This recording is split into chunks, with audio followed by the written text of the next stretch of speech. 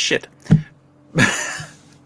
Pack up your babies and grab your old ladies. It's time for YouTube chatting featuring me and City Girl. Hello, everyone.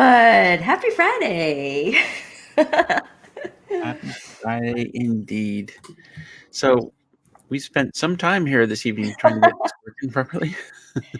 Yeah, I would say a good half hour. It's funny. It's funny because sometimes like the mic and the camera, just everything works fine when you get going, and it worked fine like every time for like months, and then suddenly nothing works, and you can't figure it out as you're going into your Windows settings, you're going into everything is like, and that was Yeah, you tonight. that was absolutely me. And then I spent like 10 minutes trying to get an ice ball for my drink. Yeah, show people the ice ball mold. I never show it in my videos. Oh, I already have it out. yeah. So this is the ice ball mold, right? You pour your water in, then you put the cap on, and you get this circular, lovely ice ball. But my gosh, like seriously, I have to take it out at least 10 to 15 minutes before I'm making a drink to actually get it out. I don't know how you do it. Your ice ball seems to come out quite easily. It's something to do with the freezer. Something to Yeah. do with the freezer compared to the freezer here. I don't know what it is. Yep. I don't know. Yep. It's magic. So what do you want to talk about tonight? Ooh, tonight. Well, we're not talking about wild boars. Oh, This is supposed to be like a YouTube chatting about YouTube. Yes, that's it. that's funny. Because I'm a hunter, every year I get this. Wait, is it because I'm a hunter? Anyway, I get this hunting magazine. It's put together by the government. They send it out to everybody, Mhm. and like I never read it. I never look at it. But City Girl grabs it and she reads the whole thing. And every That's single right. issue we've gotten, she reads the whole thing. I do because they've got like really interesting articles. Hold it up a little bit And further. sorry. Hold Yeah. it up. Yeah. Okay. Yep. Yeah, and it's out. It's called Out of Doors. Out of Doors, Ontario. Out of Doors. Uh, and honestly, they've like yeah, as I said, every issue for the past like 3 months, they've been covering an article on wild boars. So Russell and I had a really interesting conversation last night, and I said, "Yeah, so by the way, if you see a wild boar on our property there at Raspberry Rock, you have to just let it go. You have to let it wander because what the Ministry of Natural Resources is advising people is that you can't kill it because wild boars will then go ahead and repopulate very quickly. So Russell made a very good point. So let's see, wouldn't they repopulate anyway? And I said, look, I'm just telling you what the Ministry of Natural Resources says. All right, no killing of wild boars. That's it. It's weird. Yeah, as I said, it's like, well, if you don't kill them, they're going to repopulate. If you do kill them, they're going to repopulate. Oh, okay. Yeah, but no, in Ontario, they are becoming more out there. Apparently, yeah, They're and propagating. so Yeah, we didn't used to have wild boars in Ontario, but yeah, now they we do. somehow they got up here. I don't know, Yep, they took a boat or something. yeah, something like that. But I've heard they're good. I've heard they're good eating, so it sounds like a Hmm. win-win. I don't know. I remember that video I watched. In Australia, I guess wild boars are a huge problem because they get into the farm fields and they eat all this stuff. And there's one video I saw. This guy had this shotgun. He had a side-by-side ATV. And he's like, okay, we're gonna try and get as many as we can. And he goes tearing off across this field, like just driving like crazy, like really erratically. And he holds the gun over his windshield kind of thing, or over his dash, and just starts blasting away at these boars that are running. Like, boom, boom, boom, while he's driving at the same time. What a No, but sport they're that is. very destructive, apparently. Yeah, I don't there know. you go. And when I was driving in the city, driving, where was I going? I was going somewhere on a major street in the city. This turkey comes like flying, well, drifting across. I'm going, what the hell is that? It's not a goose because it's not like flapping its wings. It's just, someone get that turkey. It could be dinner or something. Turkeys are so ungraceful. Is that a word? Yeah. One of the they are. most ungraceful things out there.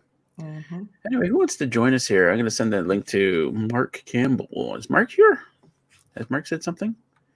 Anyway, hello everyone. We haven't really said hi to everybody. Not like we usually do on a regular Booxefest, but welcome everybody to this. Join us. There we go. See if Mark wants to join us. I sent the link to David as well. David Evans, to see if he wants to join us. Yeah, so City Girl, I guess we're talking YouTube again because I love talking about YouTube. But what's going on with your latest video? Good grief. People are watching it. So I looked this morning, and then at the end of this evening, I'm thinking, holy crap, I gained like 10 subscribers. How does this happen? I don't know what's going on. But this is good. I'm okay with that. Hey, as long as I'm beating the Booxefest channel, life is good. Well, that's not hard to do, but the Booxefest channel still has a bunch of fake subscribers. For those that don't know, it was a couple of years ago. I noticed a bunch of new subscribers on the Booxefest channel, and they all had their subscriptions public, so I could go and see who they all were. And they were all very, very obviously fake because they were all first name, middle initial, last name. That's the name of their accounts. Every single one of them was the same. And I got like 1,000 new subscribers over the course of 2 weeks. And I actually contacted YouTube about it, and I said, because I was worried, right? I was worried they'd see a bunch of fake subscribers and crack down on me. And I contacted them and said, hey, I know these are fake subscribers. They came along, and the response was, yeah, we know there are fake subscribers out there. They get wiped out every once in a while. I said, oh, okay. I guess that's it. And they did remove some of them. Like 6 months later, I noticed some were gone, but it's nowhere near. We're nowhere near the numbers on this channel that we should be. Yep. Hey, I wanted to ask you because I heard you talking about it at one of your live streams. You're talking about some 360 something or the other. A 360 camera? Yeah. So what could that do for you exactly? Oh, Ray has one, and he brought it once. It films in every direction at the same time. It's like a ball, something like that. But the neat thing is, like, you post the video on YouTube, and now it's like, say I'm going for a hike with this thing, and you just kind of hold it in the air above you.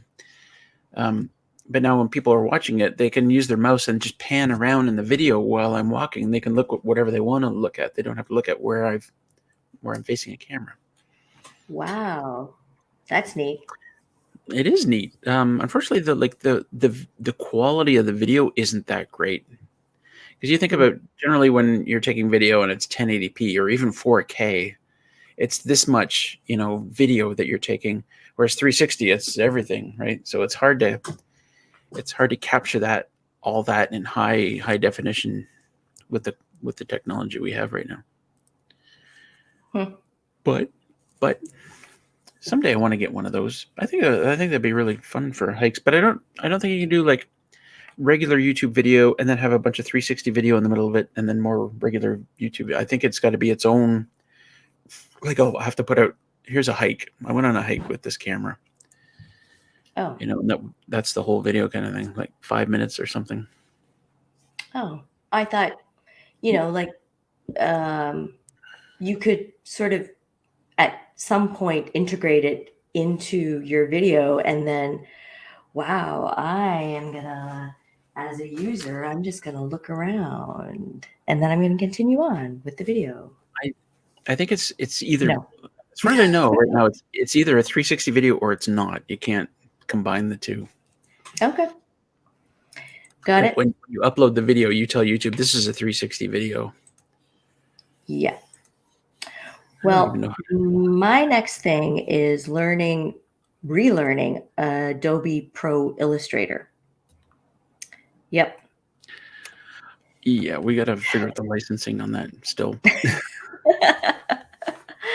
I am determined to illustrate. Well, I already have the illustration. I showed it to you. So, The yep. fox? No, Oh, the sketch that I did. The other. I Yeah. remember. Yeah. Yes. So I had a good conversation with a colleague who is a graphic designer, and doesn't sound that easy though. I think it's a lot of layering. Like, remember how you showed me, you gotta, like, this is your first layer, then your second layer is going to be this, and etc., etc. But I want to do a YouTube video with some illustration. That would be a lot of fun. Mhm. And the one thing that the person did tell me was illustrate. So he actually uses Adobe Illustrator. He says the characters, like the drawing of characters, is super easy. It's the blending of the colors and the background that it's the layering, right? That's Right. trickier. Is more time consuming. Don't forget to bring your laptop when you come. City Girl is going to be here next weekend. Yeah, for Booxefest. Which looking oh Right. yeah, we'll do a regular Booxefest next week. Yeah. Who's this? Oh, Who's this some weirdo? guy. What? TLC something or other. And your mic is turned off, Dave. Hi, Dave. Still can't hear you. You know what this reminds me of? This reminds me of about an hour ago when City Girl was going through all these problems. Yep. He's gonna figure it out.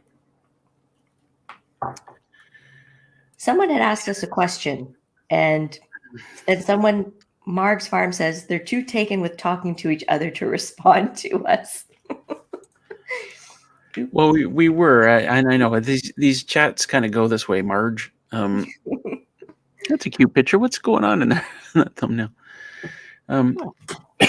These chats tend to go this way, as opposed to Booxefest, where I'm reading every comment and responding to people. This is more of a chat. And is that, do we really have 82 people watching? Wow. Trying again. Can you hear me now? Unfortunately, yes. Maybe. Oh. Kidding. Yes. Hi, Dave. How are you? Hi, I'm fine. How are you? I'm good, thank you. What I said was, I'm like the gum on the bottom of your shoe. You can't get rid of me. Oh, Dave. I don't know why he keeps inviting me back. I can get rid of you there. There we go. Oh, goodness. I'm just kidding. I know. So Dave, you put out a video today, right? I actually did, yeah. It's Ooh. I didn't get 10 new subscribers. I got 1 new subscriber. Mm-hmm.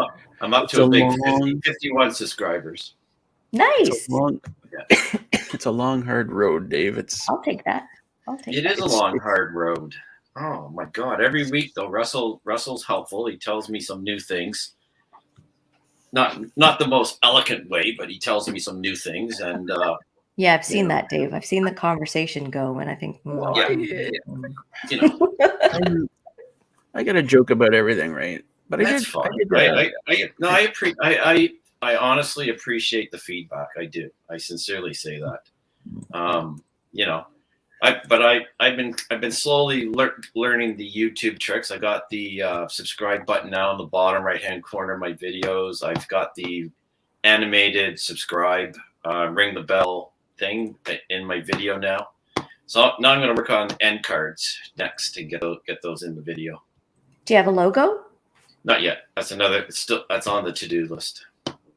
Yeah. Got it. Yeah. Oh. Yeah. So Russell Photoshop. So there's Dave's. All right. Yeah. TLC. You gotta. Yeah, I put the TLC on the mug. He did, and shadowed the background. Mm. And I thought it turned out fairly well in the end. Sorry. And it was tricky because the original picture, he was standing like right in front of the wood pile, so I had to cut him out of the picture, blow him up, and then also zoom in on the background at the same time. Yeah, that's amazing. Hmm. It's absolutely amazing that you could do that. And did you like outline him? You outlined him, right? Yeah. I outlined him, and then I did a drop shadow on him as well, and I did the mug as well, because the mug, you couldn't really see that it was a mug. It was just this white thing. Oh, and So it that was was important supposed to because the be- video was called Chainsaws and Chaga. Chaga Tea, and Jagged chainsaws. So No, I made Chaga tea. Mark Campbell sent me Chaga. So in the video, I made Chaga tea. Nice. It Oh, was well, actually pretty good. show and tell. It would have been Show and funny tell if you'd- again. Yeah. Here's my chaga. There it is. So I grind it up and I put it in my coffee. Well, not that side. That side. Yeah. Yeah. So I most of my video is me pounding the Chaga with a hammer trying to get it pulverized. It would have been funny if you'd used the chainsaw. Yeah, they were already. It came in 1-inch chunks, so it would have been pretty hard to use the chainsaw. Sorry, so what did you do? You ground up your chaga? It's in the video. I put it in a towel and I hit it with a hammer to pulverize it. Oh, yes. So You mean you haven't watched my video yet? Jeez. I'm sorry. I work on like people who are retired and just hang around all day. Talking to Russell on Discord, yeah. I know. Oh, So this is what I use. This You grind it flame with wheel. that, Yep. Yeah, it works really well. yeah. Okay. and I just use a knife, like a sharp knife, and shave it. No. Oh, he's going to get his hammer or his chainsaw. Yeah, let's do a. I'll find a link to that video. This is what we have left. Oh, this is the. Find it. This is the Chaga tea. Oh yes. Yep. Yeah. Pretty dark, Nice. but we strained it. There's no solids in it or anything. So Yeah.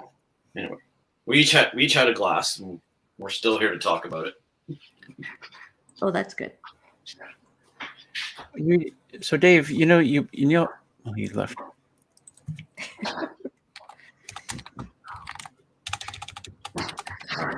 I'm back.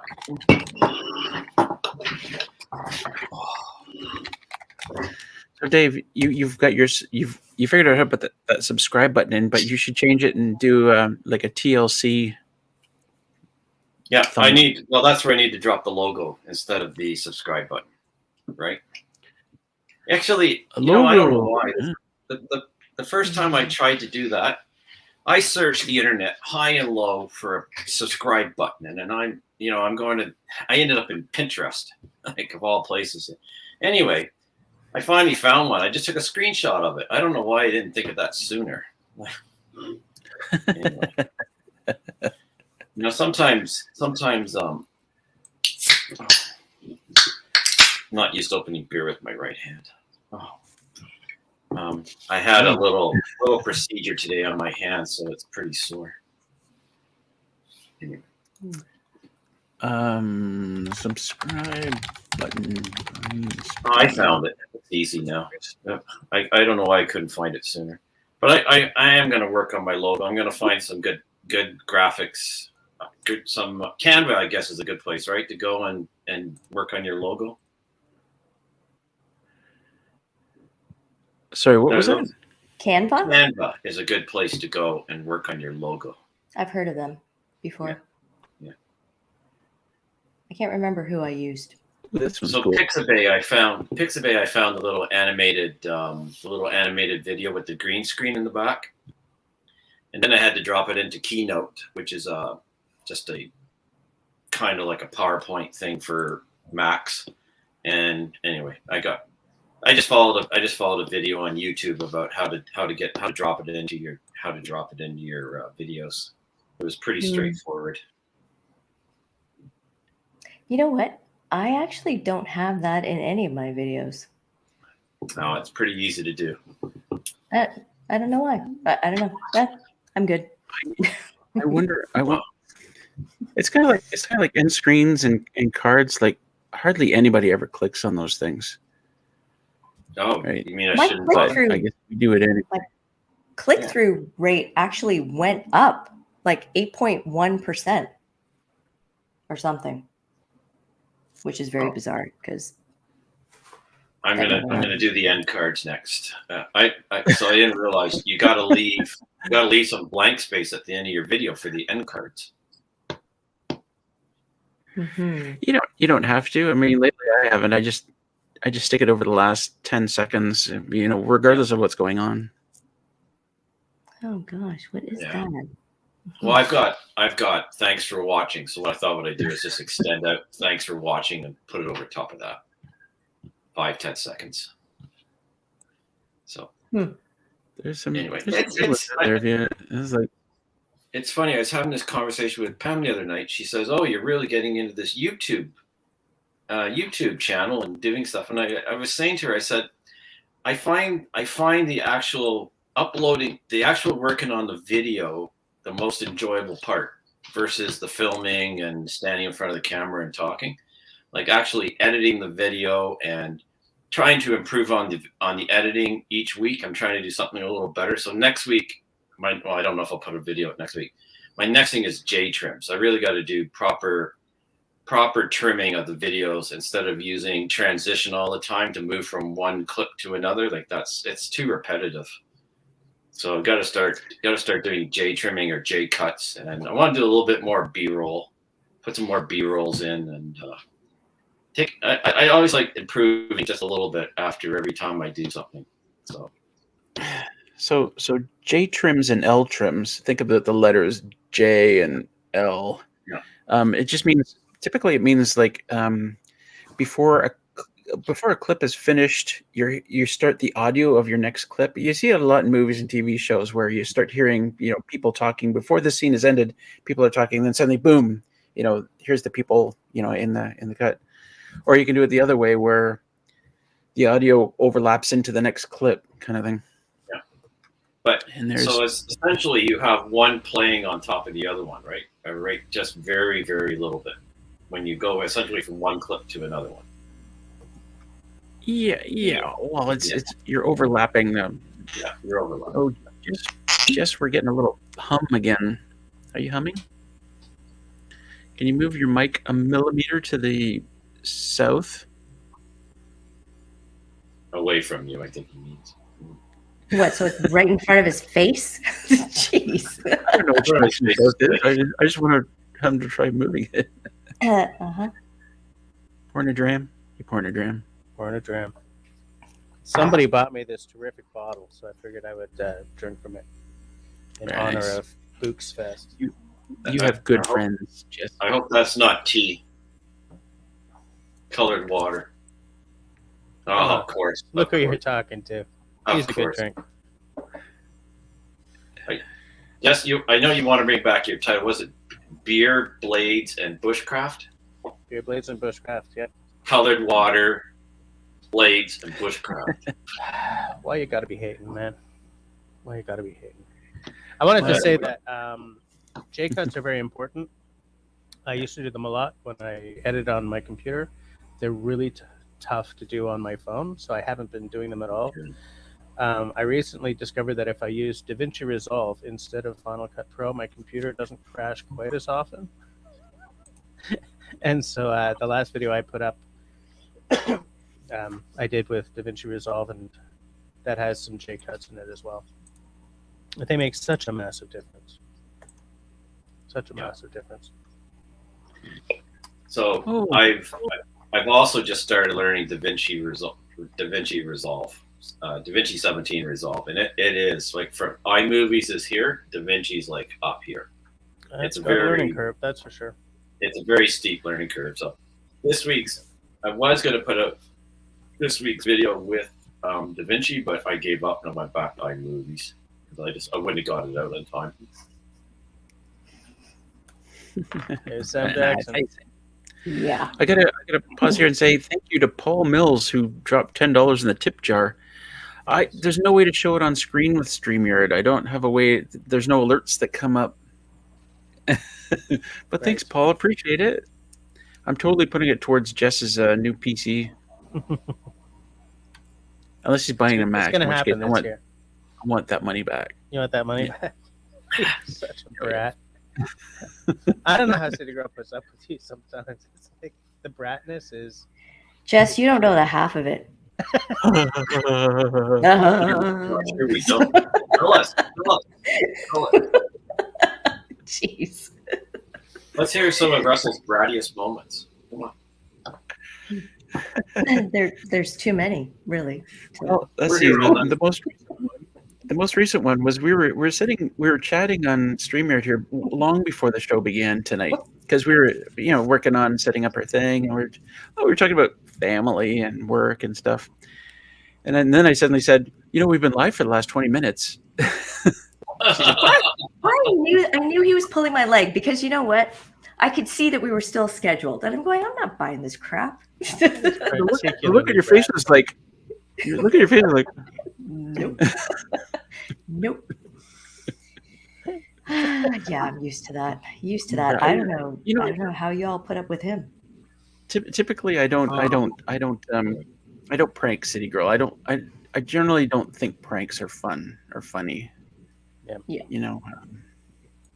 Yeah. I'm not a prank guy. But that was funny. That was funny. That was funny. Not a prankster, but yeah. Occasionally. Just occasionally. Yeah. I don't prank Pam because she doesn't react well to me. I usually get beat up or hit or something like along those lines. Get them right here in the ribs. Right, that's where I get it. I say get more of the groin area. That's good enough. When I die and they're doing a autopsy on me, they're gonna be like, why is his lower ribs all mushy like that? That's not right. Yep. I did one to the missus when we were still fairly new. Like, I should have waited a few more months. I was in the kitchen. I was cutting something up with, a chef's knife, the typical, 8-inch or whatever. And she was sitting there talking to me, and I just sort of went across her throat, but I had turned it so it was the back of the knife. Oh, yeah. Oh, and she went, oh my God. Oh, no. You're a real cut up. Yeah. See, what if you? Yeah, I'd be so afraid of getting that wrong. I think, oh, shit, wrong edge. I felt pretty bad about it, but yeah, I don't really prank anymore because of that. Yeah. I can still hear that. And I think we'd only been together about 6 months, maybe even less. I'm like, I didn't play that one very well. No, I'll do better next time. Not one of your better moments, I'd say. I've had some worse, let me tell you. I just want to say hi. Sam Jackson said hi to me, and Country Boy Trapped in the City, which is a name that I feel very strongly. Hey there, Marcus. So yeah, sorry I was late tonight, Russell, but I can't seem to get my computer online with Ethernet tonight, so I just spent 40 minutes and then gave up and reinstalled the Wi-Fi thing on this blah blah blah.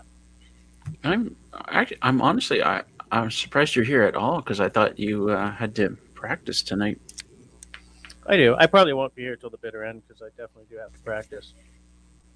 The boys talked about adding another 8 songs onto our practice list. So I was like, okay.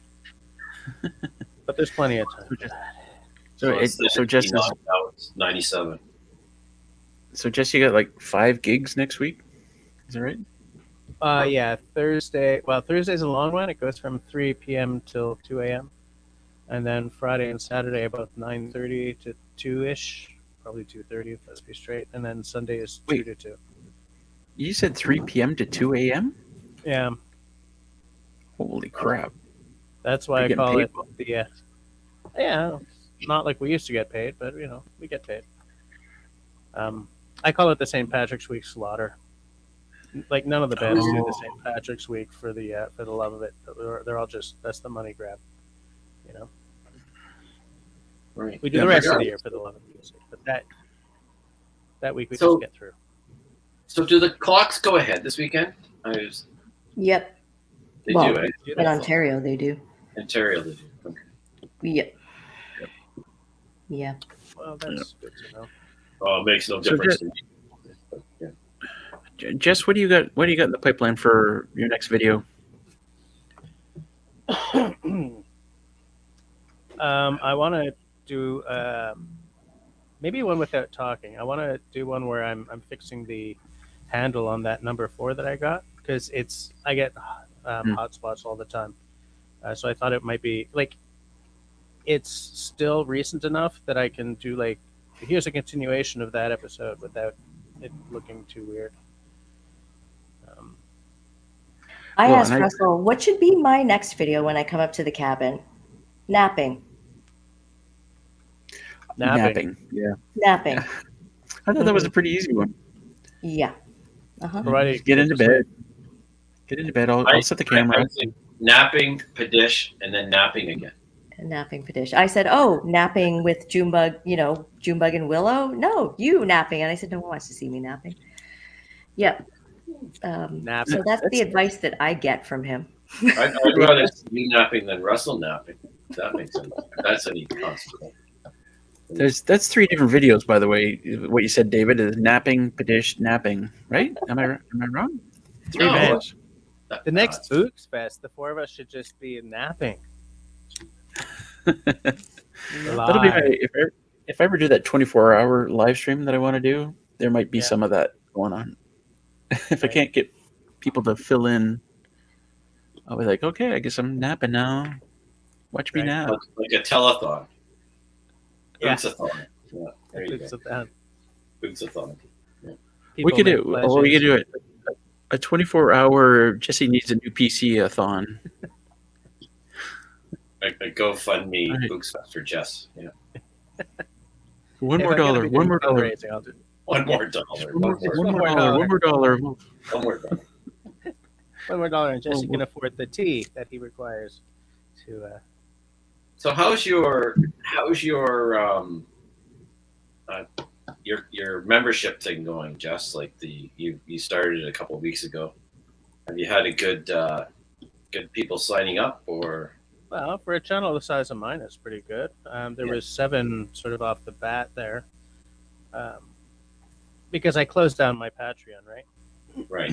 And so I was expecting a couple of people to pop over, and I think I'm at 9 now or something. Oh, that's all right. So Yeah. speaking of next videos, I've been thinking about mine, and I've been watching a lot of YouTube videos about how to grow your audience, and everybody's got their opinions about don't do this, do that. Here are the 5 worst things you can do to kill your channel, blah blah blah. But one of my biggest takeaways is you need to find your audience and a niche, and something very specific.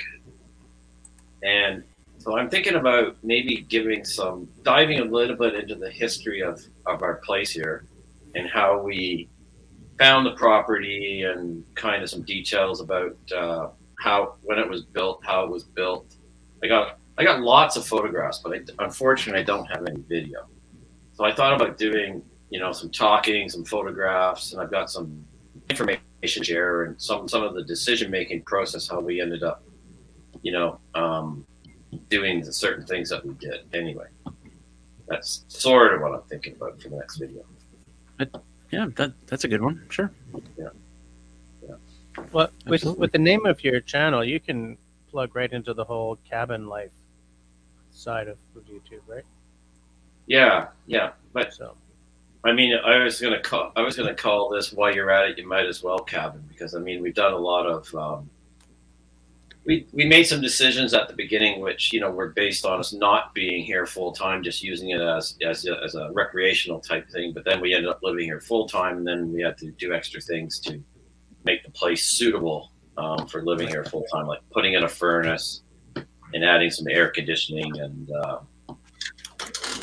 propane, a big propane tank, stuff like that. So anyway, those are the kinds of things I thought certain people who are thinking about who have a cottage or a cabin but are thinking about moving into it full time, and I thought maybe I might just share that information. I don't see why not. I mean, your channel is still new enough that you can try all kinds of things. Yeah. See what sticks to the wall, and sort of go more in that direction. Here's the thing you don't want to do. I have a video that goes like gangbusters and has nothing to do with what my channel's about, and you don't want too many of those on your channel, right? Yeah. Because it skews everything. You're early enough that you're still kind of figuring out, oh, that one really, really well. And it's something I'm interested in. So maybe I'll do a few more like that, see how that goes, kind of thing. Yeah. Yeah. Well, for sure. And I think once spring comes and the weather gets nice, then the things that I can share on video just open up in terms of a lot more options. And winter kind of limits what you can do, right? I'm gonna get the drone up more and fly it and get some more footage out over the lake. Everyone's got a drone but me. Enough about your drones. Oh. Do you ever okay, so when I'm thinking about my videos, I think about what interests me. And Russell and I have had this discussion. He says, well, you really need to think about your audience. And I said, but this is what I enjoy doing. And this is what I want to share. I want to share what I enjoy doing, which is walking around the property, doing some cooking, hanging out with the dogs, et cetera, et cetera. Like, if I don't want to, for me, I don't want to do a video for, how do I say this nicely? I want to do it because I enjoy doing it and I'm passionate about it, if that makes any sense. I don't want to do it for the sake of. Yeah. And you know what? If people like it, they like it. And if they don't, well, then they don't. But I enjoy doing it. And as long as I enjoy doing it, then that should be good enough for me. But apparently not so. Like, you have to think of your audience, like as Dave was saying, what do people want to see? Yeah, but I think that those two things can intersect, right? Like, Neil deGrasse Tyson, right? I mean, his content is on point. It's what he's into. It's what he's got a degree in. It's all he cares about talking about. But like, he does a regular Q&A episode on his podcast where it's all questions that are coming from the listeners or whatever. And if something is big on the news, an asteroid almost took out the Earth, he'll do something on that kind of thing. So he's still doing what he's into. Hi, Andy. But he's still sort of from that framework. People are talking about this right this week, so I'll talk about it. I mean, he's done some, like, during, I think it was the Super Bowl one year. That's the big American football one, right? Yeah. Someone threw a wicked field goal. Yeah. And sorry, if it's not the beautiful game or rugby, I kind of don't know it. Did you just say somebody threw a beautiful field goal? It's through a wicked goal, like, and he did the math and realized that the effect of the Earth turning affected that ball and made it just miss the goal post or whatever by this much. So like he caters his content to what's going on and what people are talking about, but he always stays within his wheelhouse. Talk about napping. Anyway. That was golden information for you there, Dave. I was giving you free ass advice. Okay, advice for free. Okay, well, here's my challenge. I mean, I don't care about your right challenge. now, my YouTube challenge is that everything in terms of cabins on YouTube is off grid. and and a lot of people they use that to promote their channels because and it's no different than Raspberry Rock Off Grid Cabin. I mean, they're all off grid, and I'm the only one who sits there saying, okay, well, I can't say I'm off grid because I'm not off grid, so I can't use that to my advantage. And I've had this conversation with Russell. I can't say on grid because every house around the entire is on grid. So I gotta find something that I can. I don't want to use the word exploit, but I can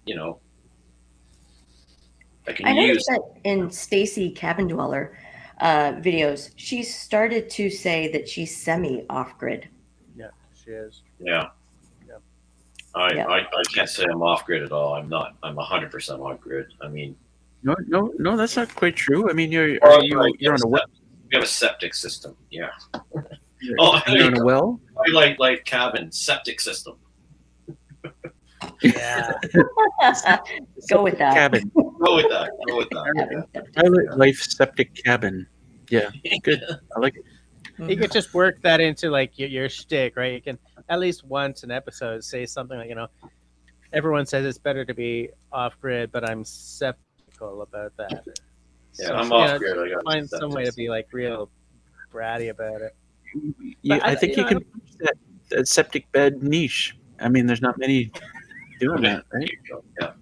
Tile. There's got to be a bunch of people out there going, "Oh wow, I can't wait for another video on septic bed, septic systems." Yeah, there you go. Yeah, see, that's important. You got to find that. You do have to find that little thing which makes your channel unique, I think, and then it'll help you promote your channel a little bit more. So right now I'm kind of poking around a lot, and I'm trying to find that niche, find that little bit of uniqueness. So, well, Dave. Okay, so I think of ASMR. I'm not your typical ASMR channel. All right, I don't dress up. I don't role play. I don't have sexy outfits, etc. My ASMR is out in the woods. Yeah. Or I'm cooking, right? It's that auditory experience of nature. And whether or not people choose to accept that niche that I'm offering them, well, totally up to them. But that's the niche that I've created for my channel, a different experience of ASMR. Much like I think Russell and I, we were watching these wood carving spoon videos. My gosh, like that's ASMR right there. Yeah, when they're not talking too much. No, this person, it was this guy in a shop. And it was like a 30-minute video and he's just carving a spoon. That's it. He's just no talking or whatever. Yeah. And I thought that's ASMR right there. So people, they're going to find you. Like for me, that's what I'm offering you as far as ASMR goes. And that's my niche. What's funny is talking about that wood carving spoon thing. I was talking to somebody earlier this week, and they were talking about how completing a project increases your dopamine levels. Like you feel good. It's a success. You feel good. It increases your dopamine levels. It's like a drug almost. I wonder how much that also includes watching somebody complete a project or working on a project. So like that 30-minute video, if you just sit back and relax and watch this guy, work away at the spoon and produce this wonderful product at the end, you get a good feeling. You get a shot of natural, high from that. I wonder. I like finishing projects. I mean, I was up this morning at 6. Well, I had to leave the house early this morning to get to Napanee on time for an appointment. But before I left, I finished uploading my video, and I was able to set the time for it to come out and stuff like that. So I'm always happy when I finish a project. I get a lot of satisfaction out of finishing a task. But I'm also very goal oriented. I've always been, right? So all right, we can do Dave, what does this mean? Not for nothing, but you're totally not Russell, and neither is Reindeer Man. Who's Reindeer Man? What the hell is Reindeer Man? And I'm not calling you out, Dave. I'm just curious what you're talking about, because it's very true that I'm not Sean James, and none of us are Sean James, but none of us are also the outsider. Kind of each YouTuber is his or her own person and brings whatever they bring. And I got to think there's a lot of people who love Sean James stuff but don't like mine, or love mine and don't like the outsider, or hate the outsider but love Joe and Zach. And I wonder, like, all of us bring different things to the table. Hmm. So Well, explain yourself. we're all unique, right? That's it. You don't want like I don't know, you don't want a cookie cutter. I guess that's what he's saying. I'm not pretending to be Russell or anyone else. I am trying to find my own uniqueness. That's what I'm trying to say. So It's and what's funny is you've yeah, and I think when you start out as a YouTuber, quite often you're just saying, well, I like how that person does their videos. I'm gonna follow the same kind of format. I'm gonna talk a little bit on my video. I'm gonna show stuff I'm working on. I'm gonna play some music. I'm gonna do a bit of drone, and eventually you kind of find your own pattern when you as you make videos. It's like, okay, this feels really natural when I do this and this and this and this, and it comes across really well. It works really well, and now I'm just like all my original videos. I steered away from saying anything really funny, or steered away from saying whatever the heck was on my mind, and now I just say whatever. So you know who's really gotten into this whole Twilight like cabin is Pam. So she goes out on her walk. She takes her iPhone with her, and she's filming all this stuff, all nature. Pam loves nature. So like when Pam and I go for a walk, this is me. I'm straight down the middle of the road. Here's Pam. It's like meander one side of the road to the other, stop, look at things, and anyway, I'm back. I'm home like half an hour before she catches up to me. Anyway. She takes out her phone and she's filming all this stuff. And then when she gets back, she starts airdropping it onto my phone so that I can use the video clips. Right. So she's really into it. Like, absolutely. Like, well, you gotta give her the GoPro. Well, yeah, it's right here. I got it out of the package and I've just charged it. I got it synced to my phone. I figured out which software to use. And we're going to try it out tomorrow. I kind of wanted to hit back on something that City Girl said, because I found it interesting about when you were talking about your specific style of ASMR. Because something that you said really resonated with me. You don't do the dress up, you don't do the sexy and everything. And that isn't actually supposed to be what ASMR is about. I know, right? And so, because every now and again, if I have to get to sleep and there's just too many weird gods running around in here, I throw on an ASMR. And if it's something too sexy or whatever, I don't know. That's not what it's about, Mm-hmm. I have a couple of favorite ASMR channels. I mean, it's not like I listen to this all every night, but there are a couple who I know. They'll do like a lot of tapping or something, and they never dive into sort of the sexy and too much role playing. Mm-hmm. And so I appreciate what you said there, because it seems that more and more, especially the younger women doing it, it's almost like a TikTok thing now, Mm-hmm. Yeah.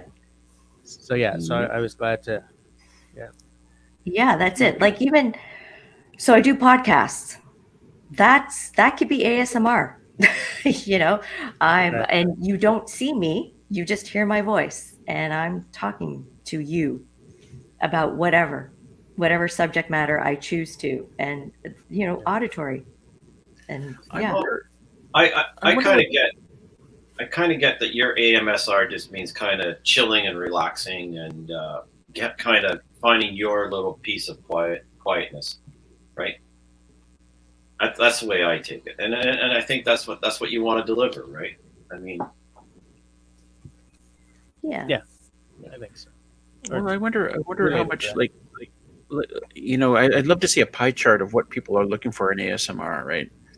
I mean, like some people want ASMR to fall asleep to, and some people want ASMR to because they're lonely and they want a girlfriend, and maybe this fills some need in themselves. And some people just want something to listen to on a long drive. Maybe I don't know. And it kind of reminds me of the mukbang videos. mukbang YouTube channels where they're just sitting there eating. Yep. And I've actually seen this where a guy with a single guy, he's in his apartment, tiny little apartment. He'll sit down for dinner and he'll throw on an ASMR video of some woman eating and not saying anything, and he'll just pretend like he's eating with her, like this is a dining date kind of thing. Mhm. I was like, I need a pie chart to tell me who eats these ASMR videos or mukbang or whatever to do what with. Mhm. Well, I I have a harder time with the mukbang. I don't think it's autonomous, is it? I think it's audio, isn't it? No, it's autonomous. It's autonomous. Autonomous sensory meridian response. Yeah. Oh, that throws my whole world backwards. Everything I've said up to now, forget it. I was totally wrong. All right. Well, today in my video, I put at the end we filmed some. We set up the camera near our bird feeders. We had a couple woodpeckers come. Anyway, we had some deer, and I went and put a little ASMR moment. And in the middle of the night, I go, oh, is it AMSR or is it ASMR? Geez, I did it. Did I do it wrong? And I've uploaded the video, right? And anyway, so I wake up, I get my iPad open, and then the room lights up, and I'm like, ASMR. I'm checking out to make sure I did it right. So. You know what, Dave? You know what? I don't do this myself, but I feel that, like, if you want a lot of comments on your video, then do something wrong. Do something weird. Just do it wrong or say something wrong, and your comments will light up like a Christmas tree. Like, no, they said that wrong. You did that wrong. I was waiting to get the feedback for everyone to tell me that the chain on my chainsaw was not very sharp. So Sam Jackson's I was going to say, but yeah. No, there are some pretty good wood chips coming out. Some pretty good wood chips coming out of there, but it does need sharpening. So anyway, how do you sharpen it? Dave, how do you sharpen it? I have one of those pull ones, the one that still makes with the handles on each end, and you go one direction, then you turn it around, and you go the other direction. I don't use that thing that you have, because that's you got to be pretty good at using that, or next thing you know, the teeth will be going. Yeah, it does probably take off more metal than it should, but. So what I use is it's just a bunch of one. It's a round file and a square file, and it's set to. You have to match the file to the profile of your chain. I'm a bastard. Sorry, Dave. Yeah, we know that, Sam. That's okay. Yeah, we knew that. Yeah, this is not new news. Not exactly a secret. No. I don't know. What was he talking about? I don't know. Oh. Watch repair. It's funny that Sam brought that up, because a friend of mine at work pinged me and said, dude, I've been watching watch repair channels. I was like, watch repair channels? He's like, yeah, you got to check this one out. And I was like, I don't even like watch. I can't wear a watch. So come on, right? And like an hour later, I was like, wow. So, it's like, I was all skeptical, and I was like, oh, that's so cool. And especially like when these guys don't say much except, oh, there's the small jewel. It's not me, Sam. Although, Russell, I just figured out how to accept the You can. You can do it. Yeah. Team awesome team. Can I do it yet? I just clicked on the. No, can't do it. Oh, you have to accept it? I did, but this. Let me get out of here and rejoin. Okay, I'll be right back. Sure. If you want to screw everything up.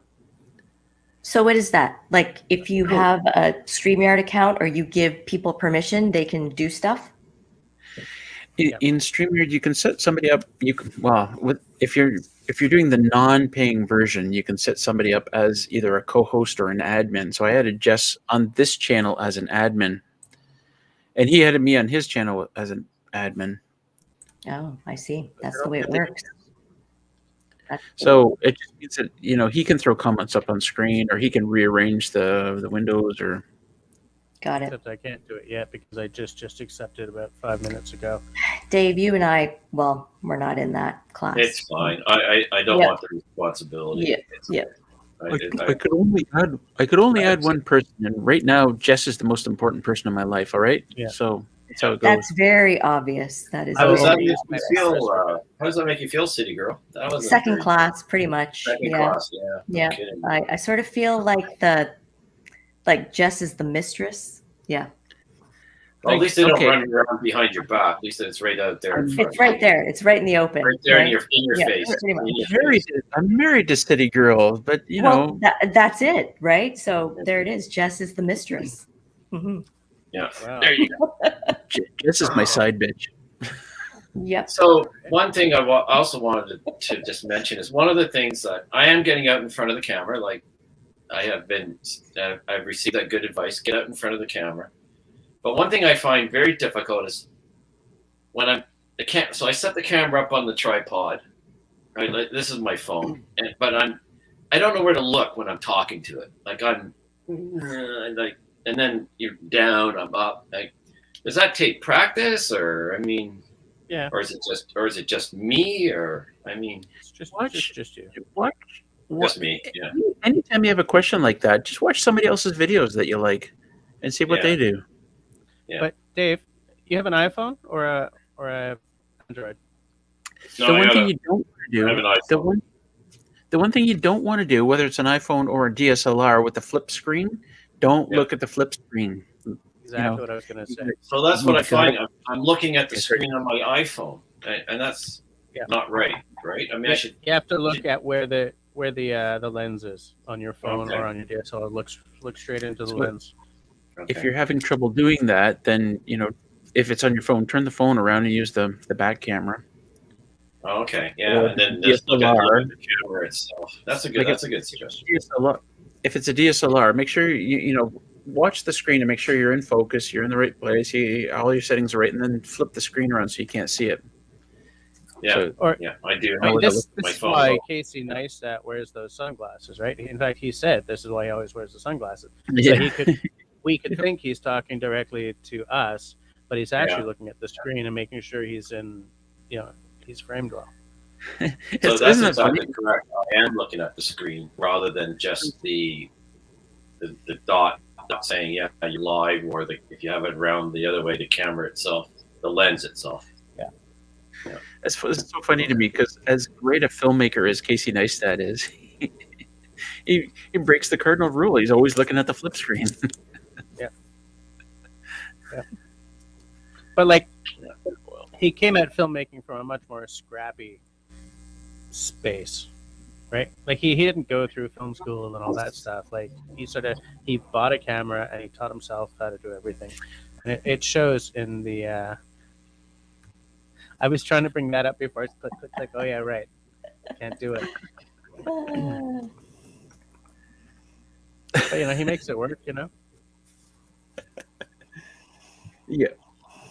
Well, and the funny thing is, he'll take a regular pair of sunglasses and then use whiteout to like draw around the frames. Yeah. So weird. Or he'll spray paint them white and then use popsicle stick to scrape the lenses off because it's not hard enough to scrape the. Yeah. That apparently came from his desire to not show the brand names. So did anybody watch my self-reliance video today? The one that Sean James just put out today? Not today, not yet, no. So I noticed the time. I noticed Some of a us couple work things- all day, Dave. What's work? I noticed a couple interesting things in his video. He uses dimensional store lumber. He doesn't mill everything himself because you know how you see a 2x4 or a 2x6 and they have that stamp on it. It says spruce, pine, fir, the SPF with the anyway. So I saw that in his video, and then what's really interesting, he's framing up a window, and he's got his tape measure out. And he's measuring everything. Then he goes over and he measures the window. Like after he's framed up the window, he measures the window. Like, what's the point of doing that? So obviously, he does certain things for the camera rather than him just out there building and recording things. I don't know. I found that interesting today. He might have, or he edited it backwards or something. But I mean, maybe, maybe measure yeah. twice, cut once. He might have flipped it. Yeah, he may have flipped the video around, but yeah. But anyway, I I'm not trying to say bad things about Sean James because I think his videography is friggin' amazing, and the man, I can't. My skill set wouldn't hold a match to his. The guy, everything he does is he's really top notch, but obviously what he portrays is not 100% of what he really does, and I think it'd be pretty tough to build a log cabin by yourself like that. So anyway, no, I'm not trying to be negative to Sean James. Just a couple. Yeah, I probably am jealous. I would love to have half his skill set. The guy, I mean, that guy, he must own a nail factory. I've never seen a man use more nails than that guy, and I've never seen a person cut a 2x4 or any piece of wood as straight as he does with a handsaw. That's a real skill. Yeah, cutting real straight with a handsaw is a skill. Absolutely. There's a couple of other guys who can do it real straight.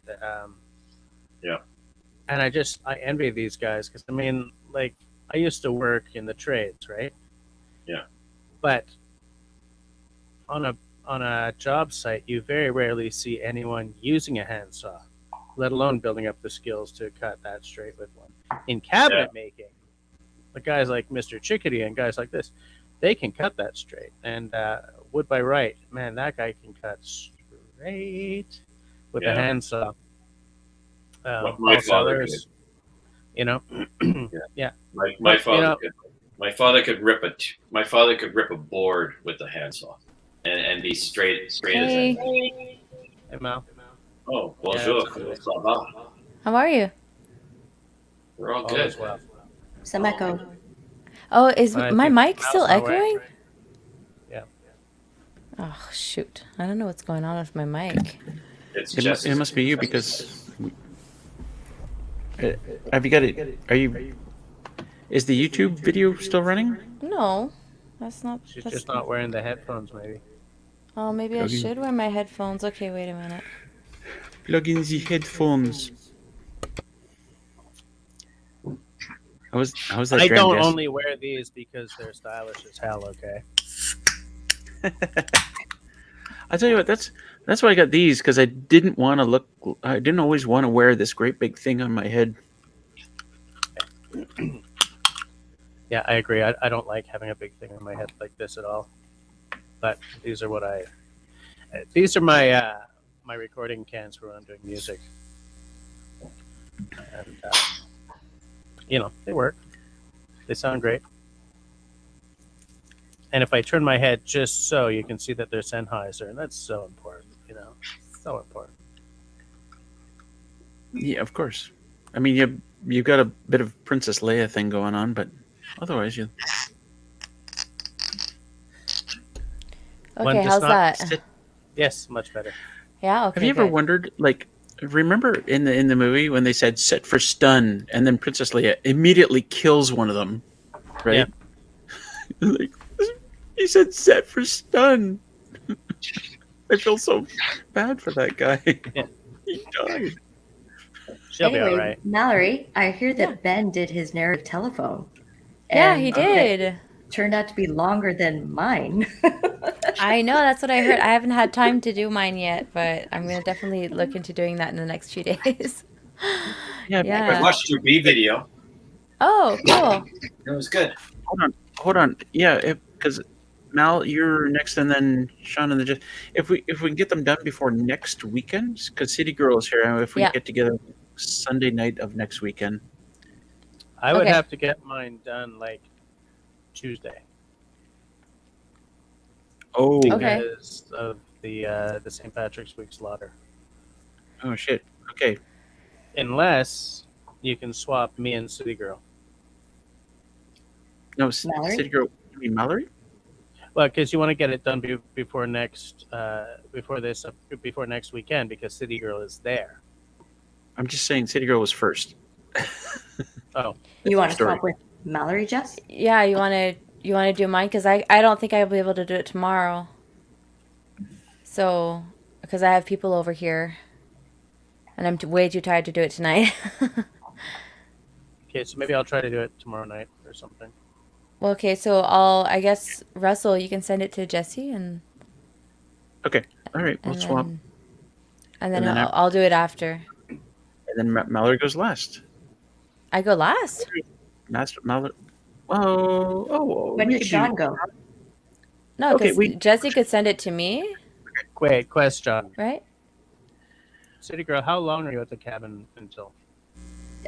Next weekend, I am there until Tuesday. So from Tuesday. Friday until Tuesday, Okay, so the fact that I I'm believe. gigging from 2 on Sunday till 2 on Monday morning doesn't mean that I can't do we can do it on Monday night or something. No, we don't have to. We don't have to. No, we No, can't. Totally. Yeah, it's fine. Yeah, we can't do it Monday night. All right, Jess, I'll send it to you tomorrow. Okay. Sure. And if we're doing it on Sunday, Sean says it's got to be after 8 p.m. Eastern time. Sean, don't worry about doing it on Sunday at all because, I'm gigging 12 hours that day. So, Wait, we're talking about Sunday the 19th or something? 20th? 20th? The 20th. So you're gigging on the 20th? Yeah, 17th, 18th, 19th, 19th, 20th. 20th. Right, Thursday, Friday, Saturday, Sunday, yeah. Oh, so then not next weekend. We'll have to do it the last weekend in March then. The 26th, 27th? Yeah. Okay. In which No. case, it doesn't matter if Mal and I swap. It doesn't matter. Send it over Okay. to me Well, tomorrow. then, if it doesn't matter, then let's stick to the Okay. order then. Yeah, because I can't do it tomorrow, but I could probably do it on Sunday. Yeah, tomorrow I have too many things going on here. God, that was so painful. Jess, you're so painful. But I gotta call out. March is horrible hold- every year. Hold on, Duncan's buddy. What the fuck are you talking about?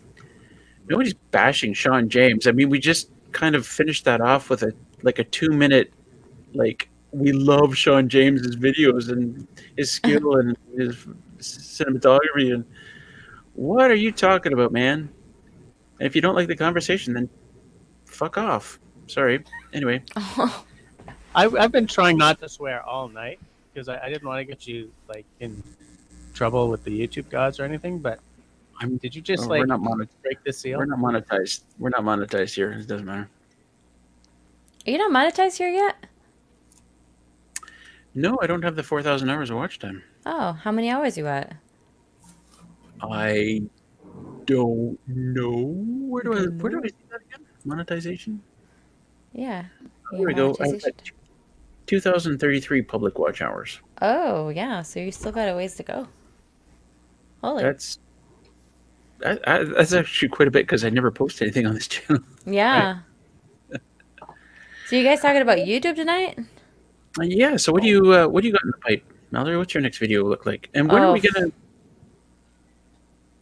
When are we gonna? Well, you talked about doing that thing. Yeah, you're gonna do. the news thingy. I started getting into character. I tried on one of my wigs this week, and I went out and I tried to get a bit of footage of Grease Monkey Ben, but it was a little harder than I thought it would be. Because when we're working or when he's in the middle of fixing something and welding, it's not easy to interview him because he's like, I need to get this done, right? So I'm slowly trying to get some footage of it, but it's not the easiest thing in the world. So I'm gonna have to try to figure out more, maybe have a better script for next time I go out and film. But we're working on it. It's work in progress.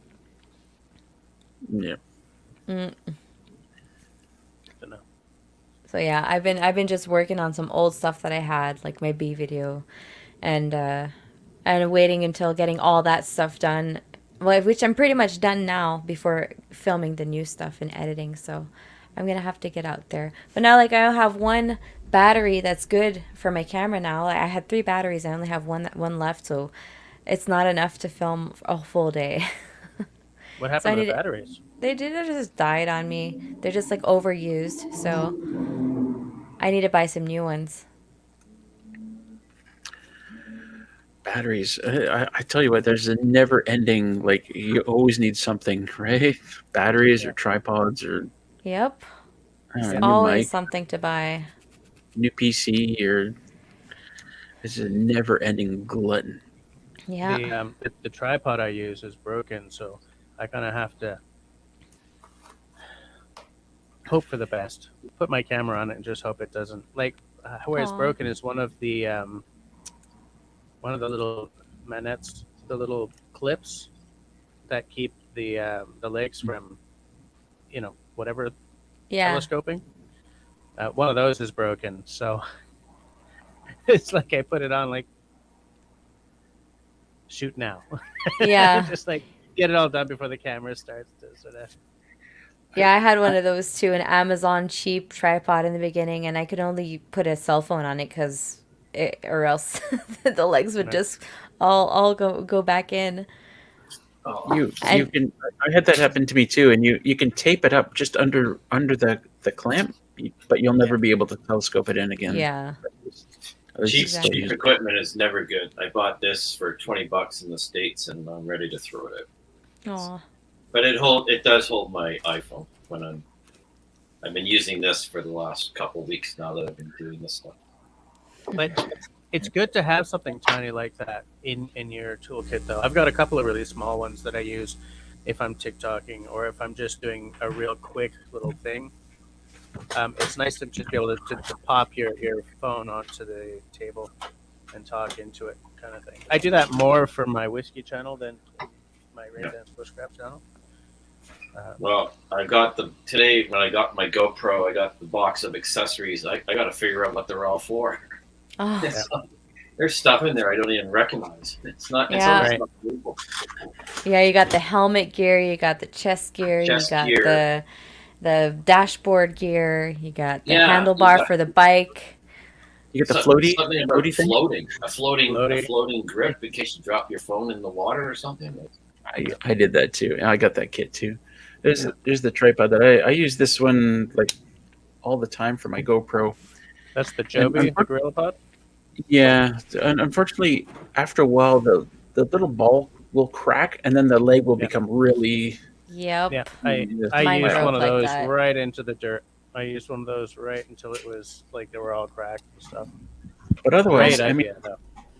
otherwise, I use this all the time in my videos. If I'm talking to the camera and walking along, this is what I'm doing. Ding, ding, ding, Yeah. and then try not to get the shadow. right in Yeah. your face.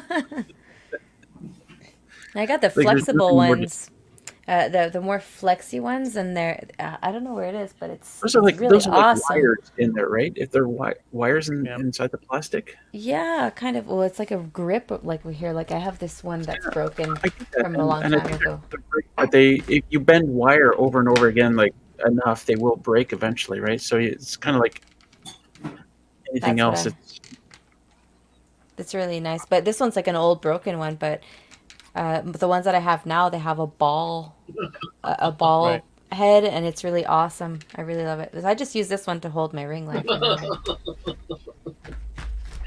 Did you see what Sam Jackson wrote? Don't run over your tripod. You should be good to go. Yeah. I saw that. I'm surprised it doesn't happen more often because I'm always setting up my tripod and my camera beside the trail where I'm about to ride my ATV. Yeah. And sometimes I do it on purpose because I don't want to even get off my ATV. I just want to reach out and grab the camera. Right. Hey, everybody in the chat, by the way. I'm sorry I didn't Yeah. say hi to everybody. Oh, look at this. Marcus says, City Girl, your backlights look great. That sounds a little personal. Sorry, I'm doing a tequila shot right now. Oh, Sorry. I'm back. Oh God. So the hour that Russell and I were on, this was part of the pre-show. Sorry, backstage. We were working on my lights and my audio and whatnot because I was determined to get these lights working. Yeah. Well, I know Marcus never comments about my lights, so there you go. Oh, Because you put so much work into it, right? Yeah, evidently. Turn them off. Dude, not only did I buy a strip light that I could change colors, but I bolted it to the ceiling back no. there. It looks great. Yeah, Jess, I did that too. you look fantastic, Jess. Yeah, Oh God. the haircut, right? The gushing. Anyway, The gushing. Purple's your color for sure, Jess. Yeah. Anyway, I want to steer the conversation back to what we were talking about a little earlier. Now that Mallory is here, we were talking about niche and sticking within the niche, or trying to figure out what your niche is. And I know you've kind of gone back and forth. You had a video that went viral, and was it really in your niche?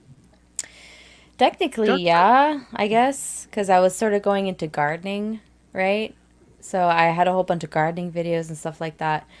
But then I was like, oh, I want to go more into the vloggy stuff and the homesteading. And I just steered away from the niche, and I just was like, I didn't want to do that anymore because it kept on bringing the subscribers that would not watch my regular stuff. So I have a whole bunch of empty like subscribers on my channel that don't watch my regular stuff anymore because I was too niche based. And in the end, I just want to share stuff about my life. So I just started to just go in that direction, and then I built a better regular following that would come back every week. And so those are the ones that I'm looking to feed and to grow and to build on. So I've stirred away from the niche since then. But can I ask you a question? Don't you find that your lifestyle is though centered around what you're doing previously, which is homesteading and beekeeping and gardening, and you really haven't moved away from that, even though you're describing your life. I mean, Yeah, I mean it's still homesteading in like globally, right? But like I have a whole bunch of homesteading friends that are like they're niche down. Like I have Goldshaw Farm, he niched down in his ducks, right? His ducks, and he's got that operation, and he got a whole bunch of really good viral videos. He's got like a ton of followers. He does this full time. And then I have my friend Kaylee from the Honeystead, who she niched down in bees, only in bees. And so people just go to watch bee stuff on her homestead, and then she has the same problem, is that she gets really awesome views on her bee videos, but then when she posts something out about, let's say, her pigs, then there's like literally no views.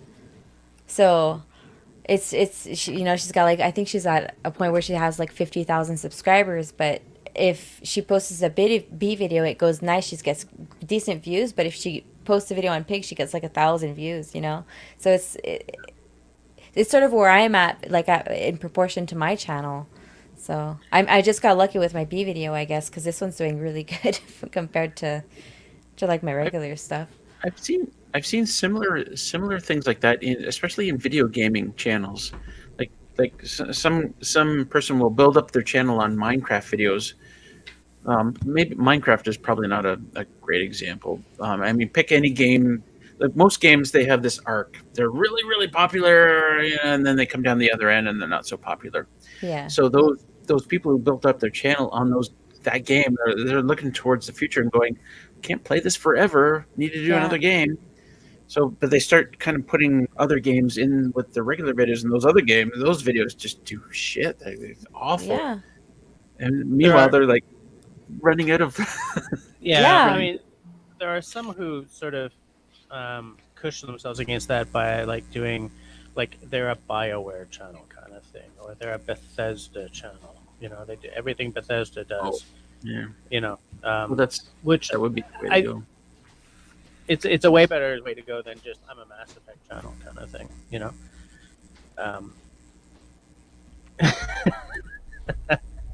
I love the bitching going back and forth between David and Marcus in the side chat there. That's what like live stream life is about. It's when two guys are just in the side chat. Going back to the niche. So I can only draw so I'm drawing on my own experience at the moment. So, and I go back to what Mallory said earlier, that you don't want to be specific to what you were doing, and you want to make it about your life. So, but I think drilling down into an area and then kind of stepping back and making it broader is probably the way to go. So I But think I'm you know still who? at that stage where I'm trying to drill down into something specific and then maybe expand outwards. Yeah. One guy who did for a long time did the homesteading channel right was Wrangler Star, right? Because he did a lot of say axe sharpening, yeah, great tools, lots and lots of tools. He was repairing that house that they lived on, blah blah blah. When he started to dive into, they started doing like a weekly Bible study, which is an excellent way to piss me off. I didn't watch any of those. And when he started getting into like the guns and dirt bikes, I kind of stopped watching. But I understand that it's you got to keep it fresh, right? And he Yeah. probably felt that it wasn't fresh anymore, and he was looking to bring other stuff that he's interested in. Yeah, there's a certain Try to peak, say right? something, but He like, peaked at one point and then it just yeah, frizzled I think out. that maybe he was just like getting a little burnt out on that, so he's bringing his other interests in. Yeah. But for me, his other interests I don't interface with, but I still sometimes watch the old axe or old tool videos, like because I where he and I dovetail beautifully is in this appreciation for old skills and old tools. Where he and I kind of don't, and the whole homesteading thing, I would love it. Where we don't dovetail is on every other aspect of his life. So when he moved from that stuff into the other stuff to maintain his own interest, I feel that's where my interest sort of dropped off. And even Casey Neistat's done this, right? Now that he's moved to LA, he's not even doing YouTubes anymore. He did. He's just finished a documentary about David Dobrik, Oh which yeah. is going on to I think Netflix or something very very soon. David Dobrik But does like, he's the guy that does like the 4 minute videos, like always 4 minute 20 something videos, is right? that him or is that Mr. B? Who is the one who does the 4 minute 20? I think Yeah, that's David every Dobrik. single. But I don't think it's David Dobrik. 4 minutes and 20 seconds is Right? Yeah. Yeah, 420. Our youngest son, he's got a friend who does content creation for a YouTuber, and the way that my son was describing it to me was, it's a very specific niche, and this his friend who does the content creation.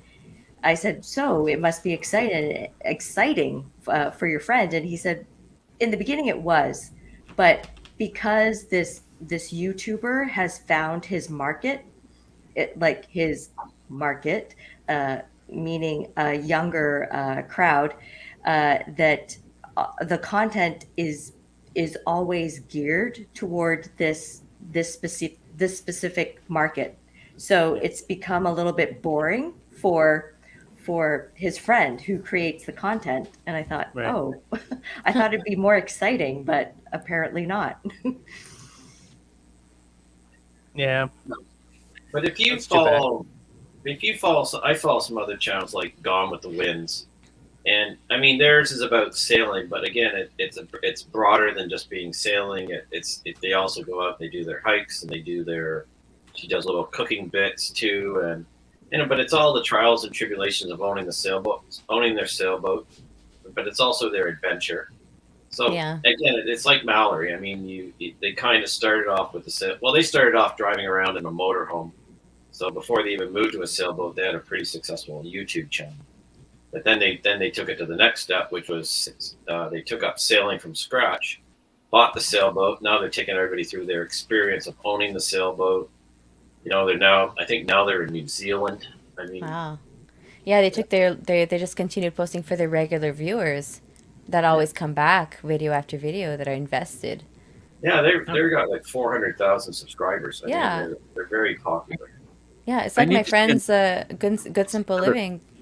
They have I like need to over see the 400,000 subscribers too. Sorry, Russell, I cut you off, didn't I?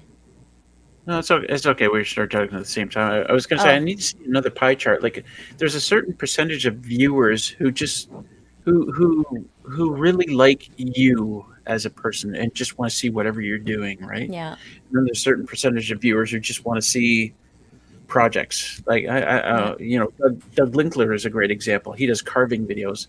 Wonder how many Yep. people don't care what he's doing; they just want to see him doing it. And how many people are just there for the carving bits? I just want to see him carving. I think that's a great example.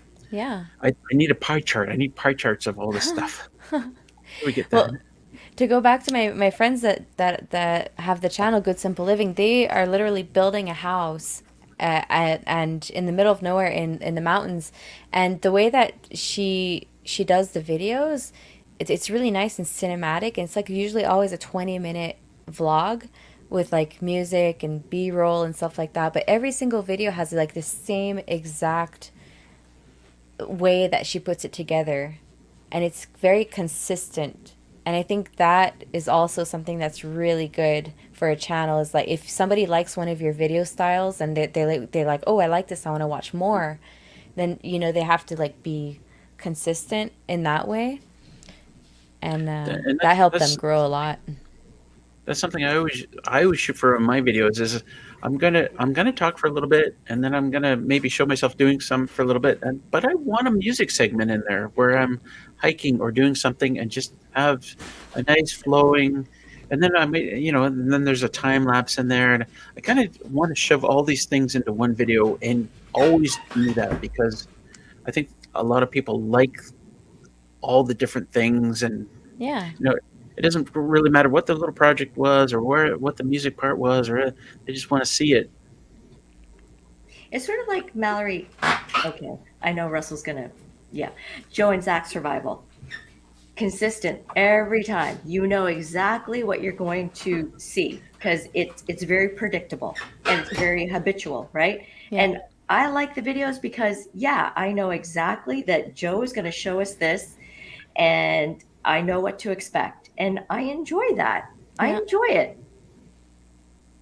and that's why I like watching his videos. That's awesome. Yeah. See, like the way that I do my videos, it's like you never know what you're gonna get.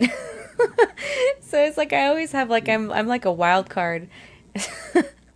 Every video is different. I guess it's not good for my algorithm, but oh well.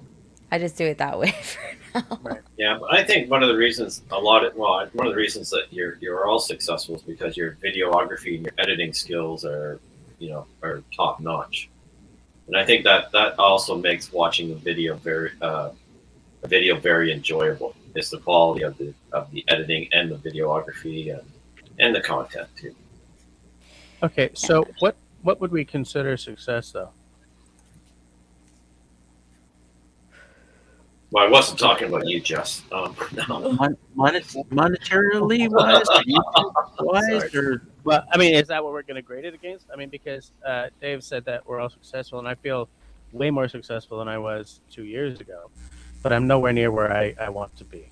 Well, so the video that you did on the wood carving, starting with the round and ending up with the spoon, that was really well done. So your video, or your usual crap. I think having, it's one of the things I've been doing, and the reason I'm doing this is because on Mallory's last live stream, she said to me, "Go back and watch some of my videos from the very beginning." So I did. I have them, and I have, so I can see your progress of improving. Yeah. And I've watched all of Russell's videos from the very beginning, and I've actually started watching a few of Jess's. So I kind of see a parallel between me and all of you and how you started Yeah. and improved your editing and your videos, quality of your videos as you do more and more and more of them. Yeah. So it's inspiring. I mean, like Russell said to me this week, well, you gotta put in the video subscribe with the green screen. Well, I went back and I looked at the first bunch of his videos. Well, he didn't have them. He didn't have it either, right? Yeah. I'm lucky to have that advice because obviously when you guys started, you didn't have that advice, right? You didn't. Russell's been a bit of a mentor for me for the last few weeks with the YouTube thing. Well, So, I think that you've started pretty strong in a lot of ways, Dave, with your channel. Well. You know, I think it's good to look. Let's face it. The biggest thing Twilight is to love. just put something out, right? The biggest thing is to just put something out because it's a vulnerable thing. It's you know, because you throw it against the wall and hope that somebody likes it, and every now and again somebody really doesn't. And then, like, how do you deal with that? You know, for me, look, I'm Gen X. I don't feel anything, okay? But I mean, it's like you got to sort of. That one right there. yeah, that's me. Yeah, that's the one. Hit the subscribe You'll see, button. Hit that Yeah, that's what I'm subscribe doing. button. That's what now. I'm doing. That's what I'm doing. Tab. There you So, go. like, Dave, Thank to you. me, someone starting a channel, it's always a brave thing. It's always something to be celebrated. Just starting a channel, putting content out there, joining the Yeah. community of people who are making something. I think that's terrific. I think It that's is a steep learning curve. I think I'm kind of getting off the steep part and maybe now just kind of getting into the easier part of it now that I've done 4 videos. But, Yeah. Shoot, my fourth video was probably still unedited. I was just walking around with my cell phone and just like, okay, guys, I don't have a computer. I'm just doing this on my phone. Oh, but yeah, I think like my objective was always to learn something new for each video and Yeah. to get better one video at a time. And I'm Yeah. just at a point now where I'm like, I'm okay with the editing. Now I just have to work better on my storytelling and stuff like that. So Right. But I think, like I said, I think your advice to go back and look at all of your earlier videos and see how you've improved has been helpful. And I'm with you. I try to do one new thing a week. Yeah. And so it's like a I said, good now it's a we're good trick. retrimming. that's what I tell new YouTubers: learn something new every day. It's like I still I've been doing this for almost 6 years now. I'm still learning stuff. Still, Yeah. and a lot of it's just watching other people's videos and going, "Damn, how did he do that?" That's cool. Yeah. I Right? swear, I did for the first time. This was a couple of years ago. For the first time, I switched the settings on my GoPro to take a really high frame rate, so I could do this dogs in slow motion running along. Yeah. And then I Right. watched, in the very next Sean James video I watched, there was a slow motion video of Callie running around. I'm like, he's never done that before. I swear he's never done a slow motion video of Callie running around. Where did you get that idea from? That was my demand that I asked. You asked that last year, right? You're like, oh, what should I do with add in my video? And I was like, slow motion of the dogs. Right. Remember that? And that video is one of my favorite videos.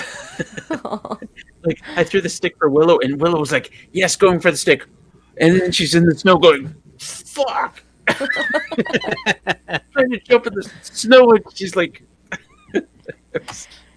Yeah, I love playing with the slow motion, but I tried it with my cell phone. It's really weird to do it with my cell phone, so I started doing it with my M50. But I can only do the slow motion Marcus. in 720p for it to be nice and the autofocus to be okay. And so I took it with my GoPro, and I really love doing the slow motion with the GoPro. "Yeah." So slow motion with the GoPro is awesome because it Yeah. also has the stabilization. It Yeah. works so well. Yeah. And for those that don't know, if your final video is in 30 frames per second, you can film in 60 frames per second and then slow it down by 50%. If you go up to 120 frames per second, then you can slow it down by 25%, 1/4 speed. You're talking about the And frame it rate? Yeah. gorgeous. And also, I love doing streams with my GoPro, like a stream of water. Gurgling water. You take that at a high frame rate and slow it down. It's beautiful, and then you put it underwater. Oh yeah. Now, to put that underwater, do you have to put it in an enclosure, or is that GoPro actually watertight? Yeah, no. The earlier GoPros you did have to put in an enclosure, but these ones are you can just dunk that underwater just like that. Is that the You don't- 9? This is the 7 actually. Oh, 7. Okay. The 9 has the front facing screen on it. Yeah. and then Yeah. I'd like to get the 9. Yeah, I would as well. They're expensive. Holy. They're Yeah. expensive in Canada. We are completely punished. Yeah. Like, I'll make you a deal. You finish the bathroom for me, and then you can get your GoPro 9. I thought you were talking to me. Nope. I was like, no, hey, I'll no. finish the bathroom. Mallory, finish the bathroom, Mallory. Yep, Right. that's the deal. That is the deal. Well, I got 2 bathrooms to do here and a kitchen, so I'm not gonna do anybody else's until I do mine. Yeah. Oh, I'm pretty happy with the GoPro 7, actually. yeah. Oh, I thought you were going to say you were happy with the bathroom. Well, there's a door on it. It doesn't close properly, but there's a door on it. Yeah. Darth Vader, I wonder what kind of channel you're gonna start. Good question. Just going by that Darth name, I'll probably watch it. Oh my gosh, I got a baby Yoda for my daughter for her 7th birthday. She wanted a baby Yoda, from the Mandalorian, and so you put your hand on its head, and it just goes like ooh, the Force, and it's really cute. Love it. I was watching. I've been binge watching The Blacklist on Netflix, which is a wonderful show. Anyway, the episode I watched today, he's in some geek's apartment, and this guy, it's James Spader, and he's looking at the wall, going, "I don't understand I don't understand pop culture. Here's a giant man in a bear costume flying a plane, and little green men running around." He's talking about Star Wars, right? Right. Yeah, I thought it was funny. Have any of you watched like Peter McKinnon's videos? He did this Oh, the yeah. coffee video, and that has been very inspiring to me. So he didn't actually film it. He got one of his friends to do it, and just the way that, oh my gosh, he was just like swirling the camera, and he's simply making coffee.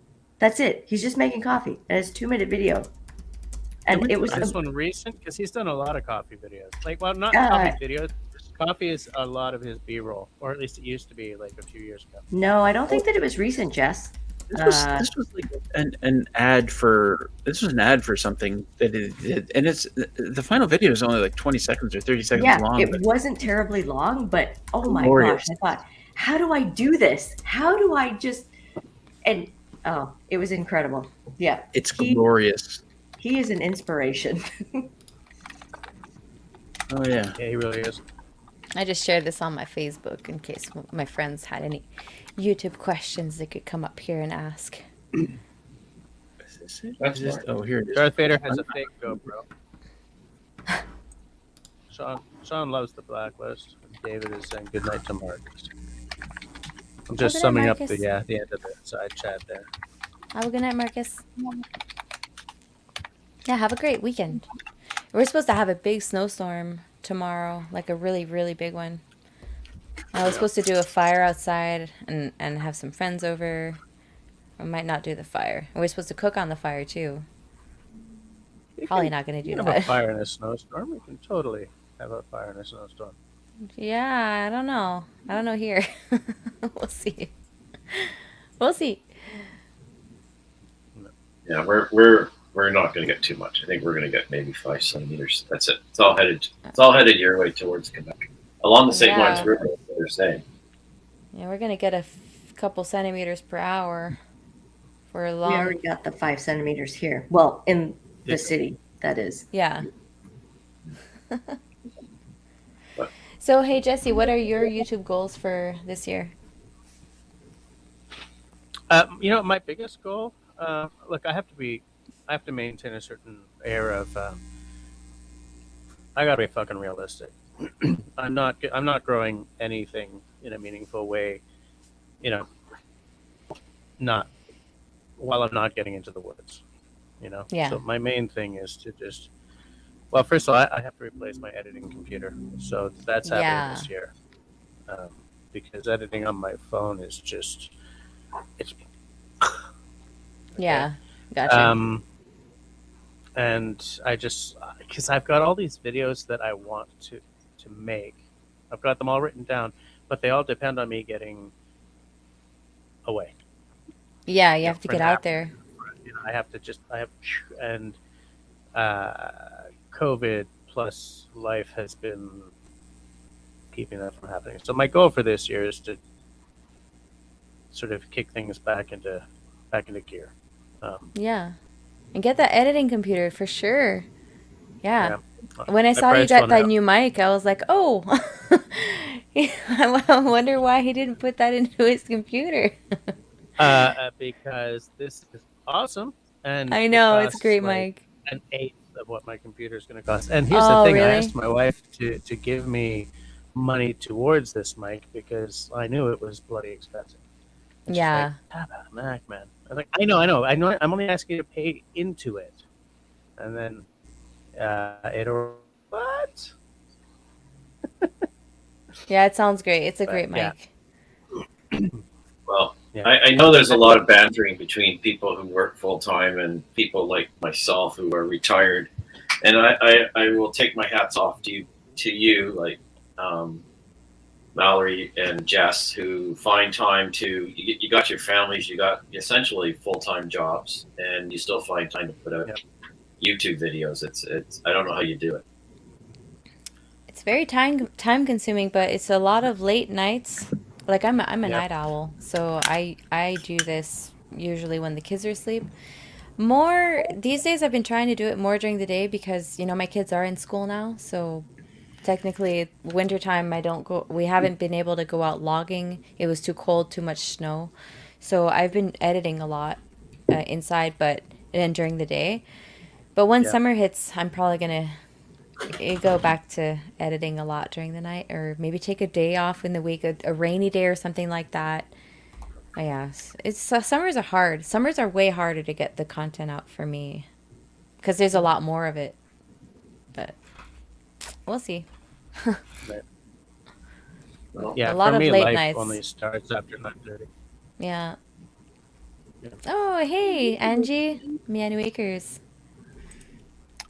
Ah, so the Facebook post worked. Yeah. They are in Ontario too. They're building off grid as well. oh wow. Nice. Yeah. Oh, is that a YouTube channel? Yeah. Mianu Acres. Yeah, they're Building my off-grid in friends. Ontario? Nobody's ever done that before. No. Yeah, they're trying to homestead too. They got some goats and stuff like that, and chickens. Well, now their chickens got eaten by foxes, but yeah. But they are living in a trailer right now, in a barn. Anyways, it's you guys go check them out. They're really nice. Yeah. Hope you're not too hangover today, Angie. Oh no! Here's the thing, Oh well, it's not No. too off grid. They got hydro. Semi off grid. Fail. Mhm. Fail. Yeah. Yep. That's so It's true. I hydro forgot one. that you guys got connected. But Oh, you can that's still what I hit could the be. I could be septic semi bed. on grid. What? I I could told be you that, Dave. I could be semi on grid. Well, semi on grid. Okay. Yeah, sure. Yeah. No, you can do the septic bed niche. Yeah, I think so. Yeah. The septic, whatever. Yeah. I could be semi on grid. It's an unfilled niche. Yeah. It is. I'll Yes, take the Dave, semi. I'm still alive here. Dave Durand. I don't talk much. You need to talk more. Aw. Oh, I could totally talk more. I Go gotta for it. get another shot in me. Jeez.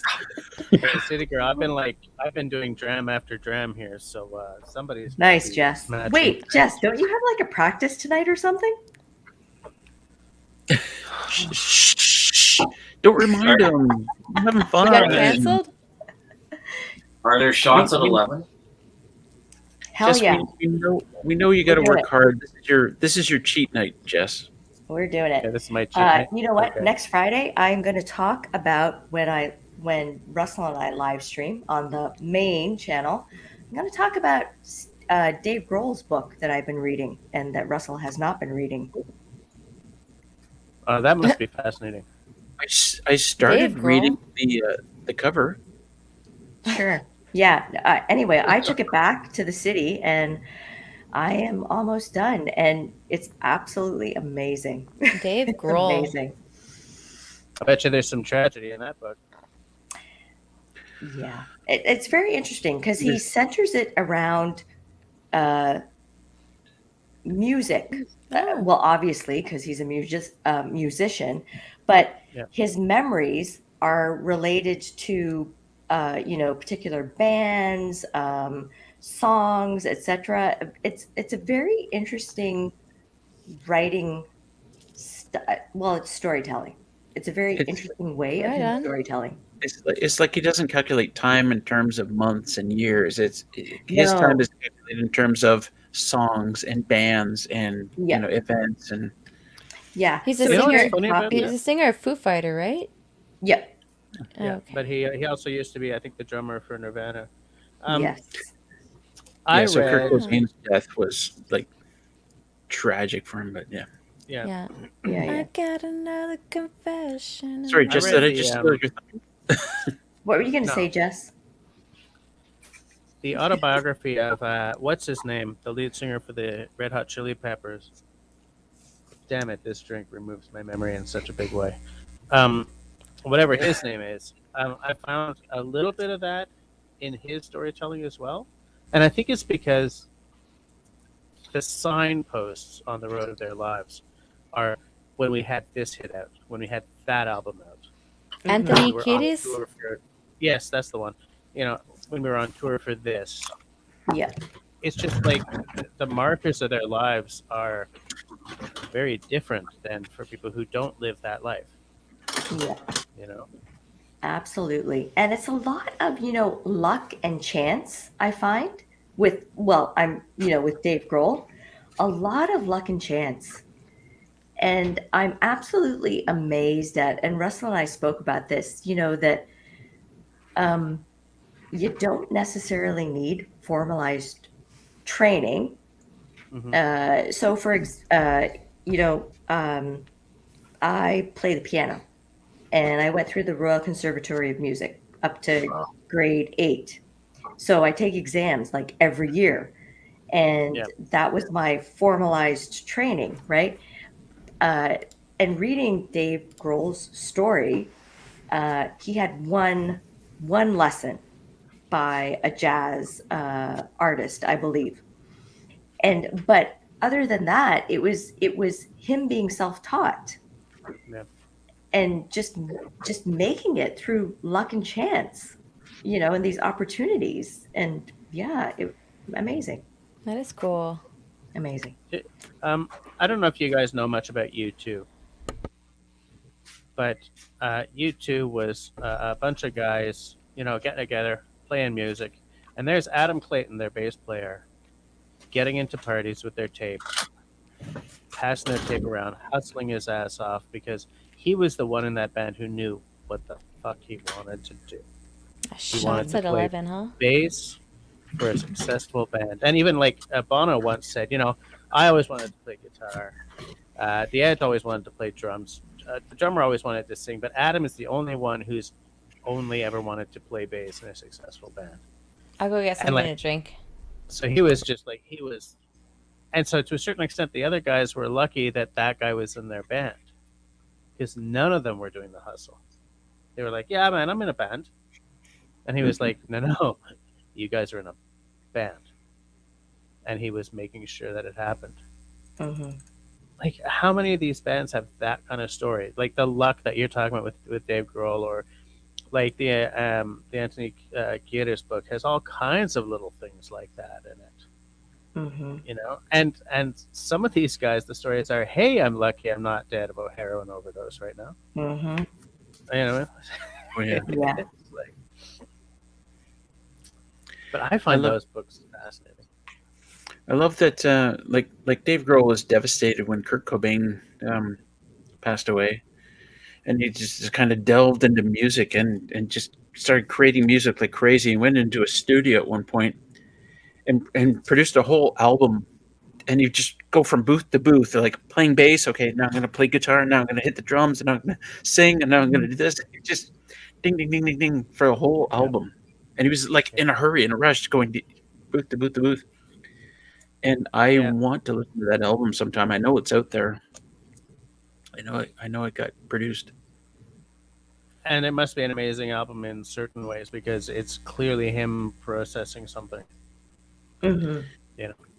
Yeah, I exactly. want to find good audiobooks. I don't like reading books, but I do like listening to audiobooks. And anytime I can find a good title on an audiobook, I'll listen to it. Dave, when Sergio gave me the Dave Grohl book for Christmas, I immediately went out and got the audio version because I want to listen as I read. I love audiobooks as well. That's the way to go. Yeah. I used to have an Audible membership, but I am old school. I do like the smell of paper when I'm reading. But I found that I used Audible when I was driving, but I also kind of used podcasts when I'm driving, so I couldn't like the cost benefit analysis went against Audible because I like to actually read, and when I'm driving or sitting in a bus, I like to listen to podcasts. You know, Yeah, I'm on Audible too. Yeah, I love Audible because I'm usually sorry. I didn't want to cut you off. Continue. no. Sorry. When I'm doing anything around the house, like cleaning or whatever, the audiobook, like I will be able to record the information. Like I usually read books that are like more like for self healing. You know, find like just more. I'm. It's a big year for me. I'm like sort of learning a lot about myself and about others and how the human being acts and stuff like that. And so I'm reading a lot of books like that. And when I'm working and listening, I'm able to get all the information and record it. Whether if I'm sitting down and reading a book, my mind will go all over the place, and I just can't. I can't focus. So when I'm doing something, the audiobooks are perfect. See, I don't do self-healing, so I don't need audiobooks. I like to live in a world of pain and misery. I want to record. I want to actually get into Audible books and record a book for them. Yeah, you have a great voice for that. I have a friend who does I think that. You could do that. I have a friend who does that. She's on TikTok, and she's actually she won awards this year. I think she recorded over like 300 books this year. Oh wow! Yeah, and she has such a great career. It's amazing. I'll send you her info if you want. Yeah, for sure. Thanks, Mel. Yeah, I appreciate that. I listened to there's in the Master and Commander series. There's like 17 books in it, all read by the same guy. And in that series, it's all about if you've seen the movie Master and Commander: Far Side of the World, it's all about Captain Jack Aubrey during the Napoleonic Wars. And this guy does all the accents, like the English, the Irish, the Spanish, the French, the Russians, the American, and he's just a terrific actor. And listening to the audiobook, I can't think that if I was reading the book that I would have that kind of vibrant storytelling as when I listen to the audiobooks, right? Yeah, it's just wonderful. That's a great movie, Master and Commander. It's one of my favorites. It is my favorite movie. Yeah, pretty fantastic. Sorry, Mel, for what? No, he's saying this is how Canadians do. This is how we talk. No, sorry, you go ahead. Nope. You were talking about this? Yep. No, sorry. Oh, that's funny. We might need to get Sean Alaska here just to be rude because he's an American. Aw. See, Sean's also an audiobook guy. Rude. But I like doing audiobooks while I'm doing other things. Can you see that? Natalie. It's blurry. Yeah, wait a minute. Totally blurry. Why is it blurry like that? Is your camera not refocusing? It's because it can see your face now. I can see your face, but that's about it. Natalie Naudis? Natalie Nautilus? Naudis? Natalie Naudis. She's a narrator for the audiobooks, but I'll just do a print screen and I'll send it to Russell so that you can get it. What did you say, Russell? Naughty Natalie. Oh, good. Sorry, it might Here, have been sent her to Russell. OnlyFans site. It is getting awkward.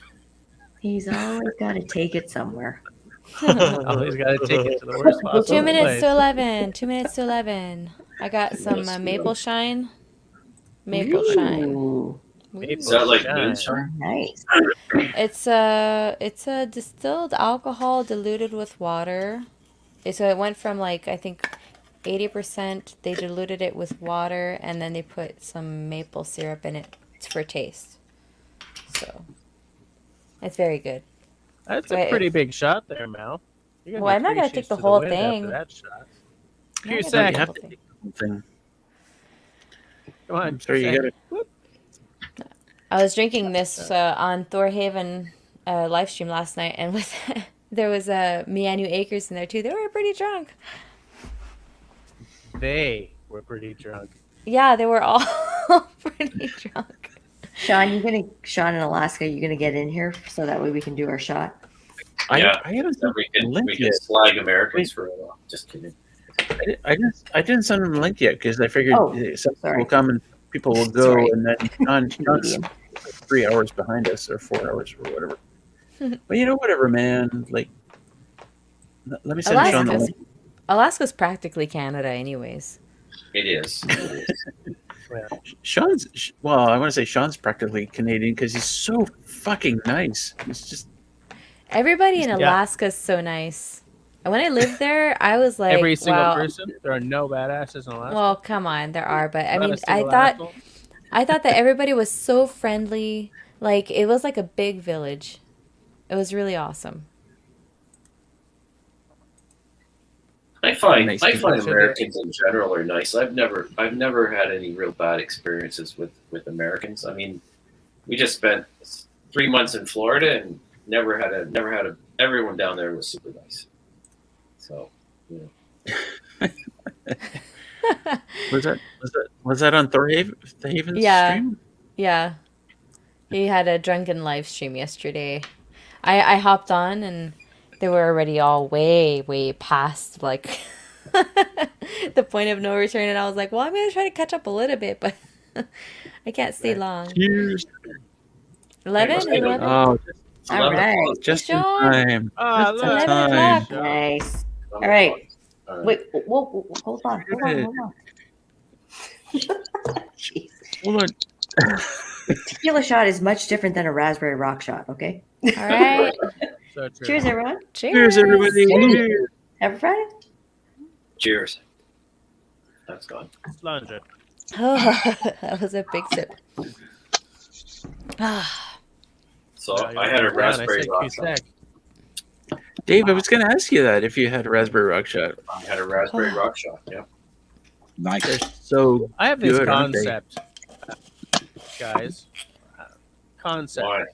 A raspberry rock shot with Cointreau, or what was the other one you used, Russell? Not triple sec, but the other one. that- Yeah. Grand Marnier. Grand Marnier. The raspberry liqueur, which in my case would have to be a not sourpuss. Not what's- sourpuss? I- Board. ah. Game board.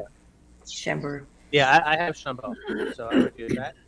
But what if I used limoncello instead of the No. lime cordial? No, it's got to be some kind of raspberry because that's the whole. You can't substitute limoncello for lime cordial. Jess, No? it's raspberry rock. Do you get it? But Do you the get it? limoncello doesn't take the place of the raspberry, right? Because I have the Chambord. Oh, it's taking place of the lime cordial. Correct. Yeah. It's- It's not The way the I'm same. saying is, it's called Booxefest. So if you can books up the drink, Country but boy, it's lemon not. and lime do not taste the same. Hi, Sean. Hi, Sean. David? How are you guys? How you doing? Good. Right. Good. What you drinking, Sean? We What am I gotta drinking? Right now, it's a double pull black IPA from my local brewery. It's my favorite beer on the planet. Yum. That sounds awesome. Okay, so we gotta steer this chat back to YouTube talk. YouTube. And I gotta ask Sean, because Sean switched to publishing his videos on Friday mornings. Right. How's that working out for you, Sean?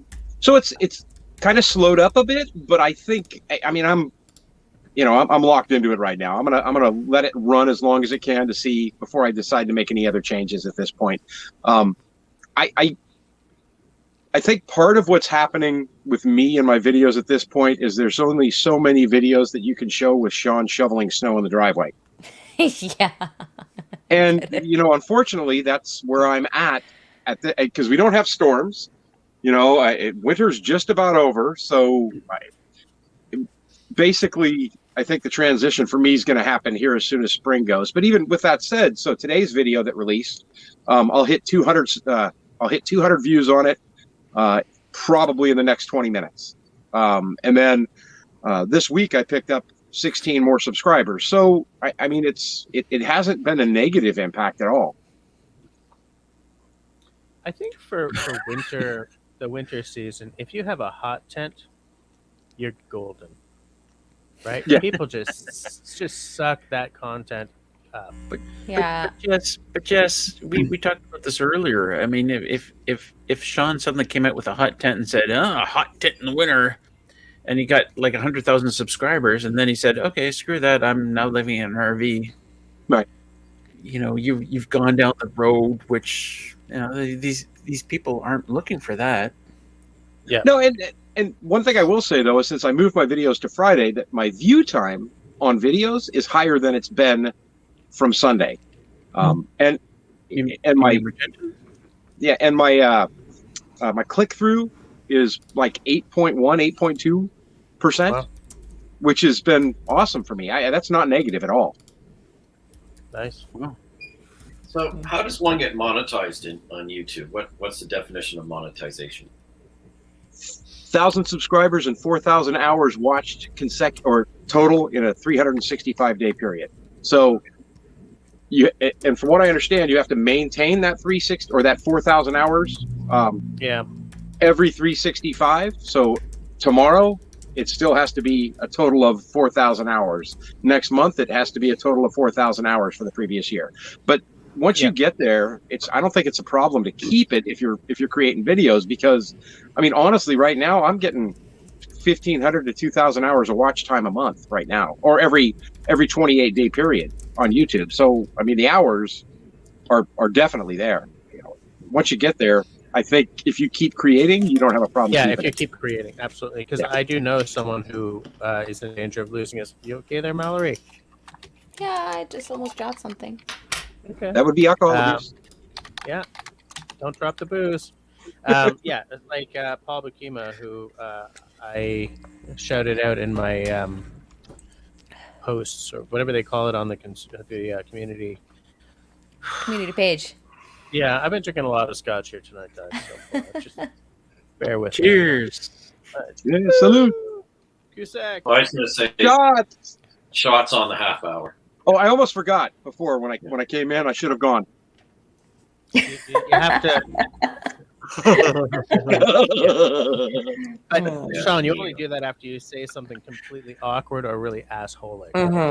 I did. Exactly. Did you? I missed that. Check this out, Russell. My last video. Look at my normal curb, and look where it's going. Yeah. That's the beekeeper one. Yeah.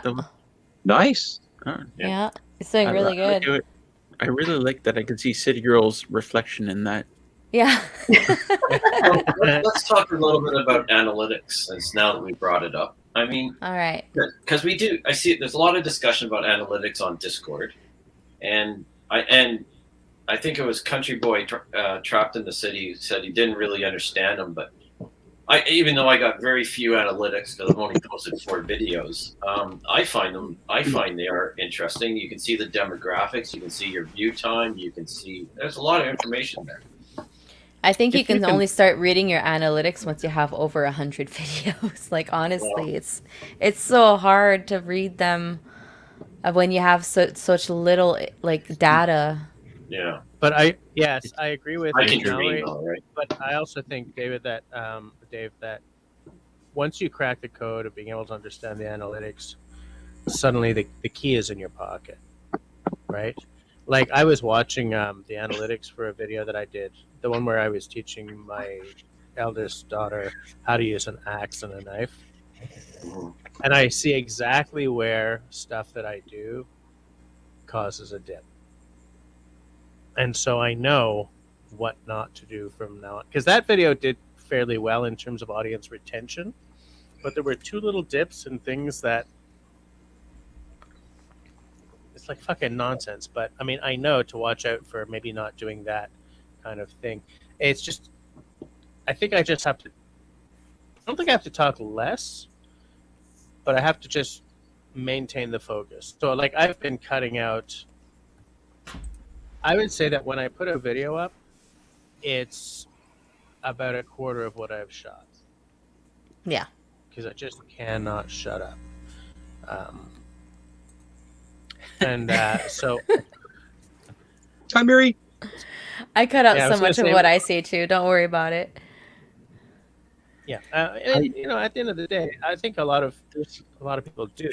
That's what you should be doing, because what you should be doing when you've got the camera stuck in your face is just getting whatever you can.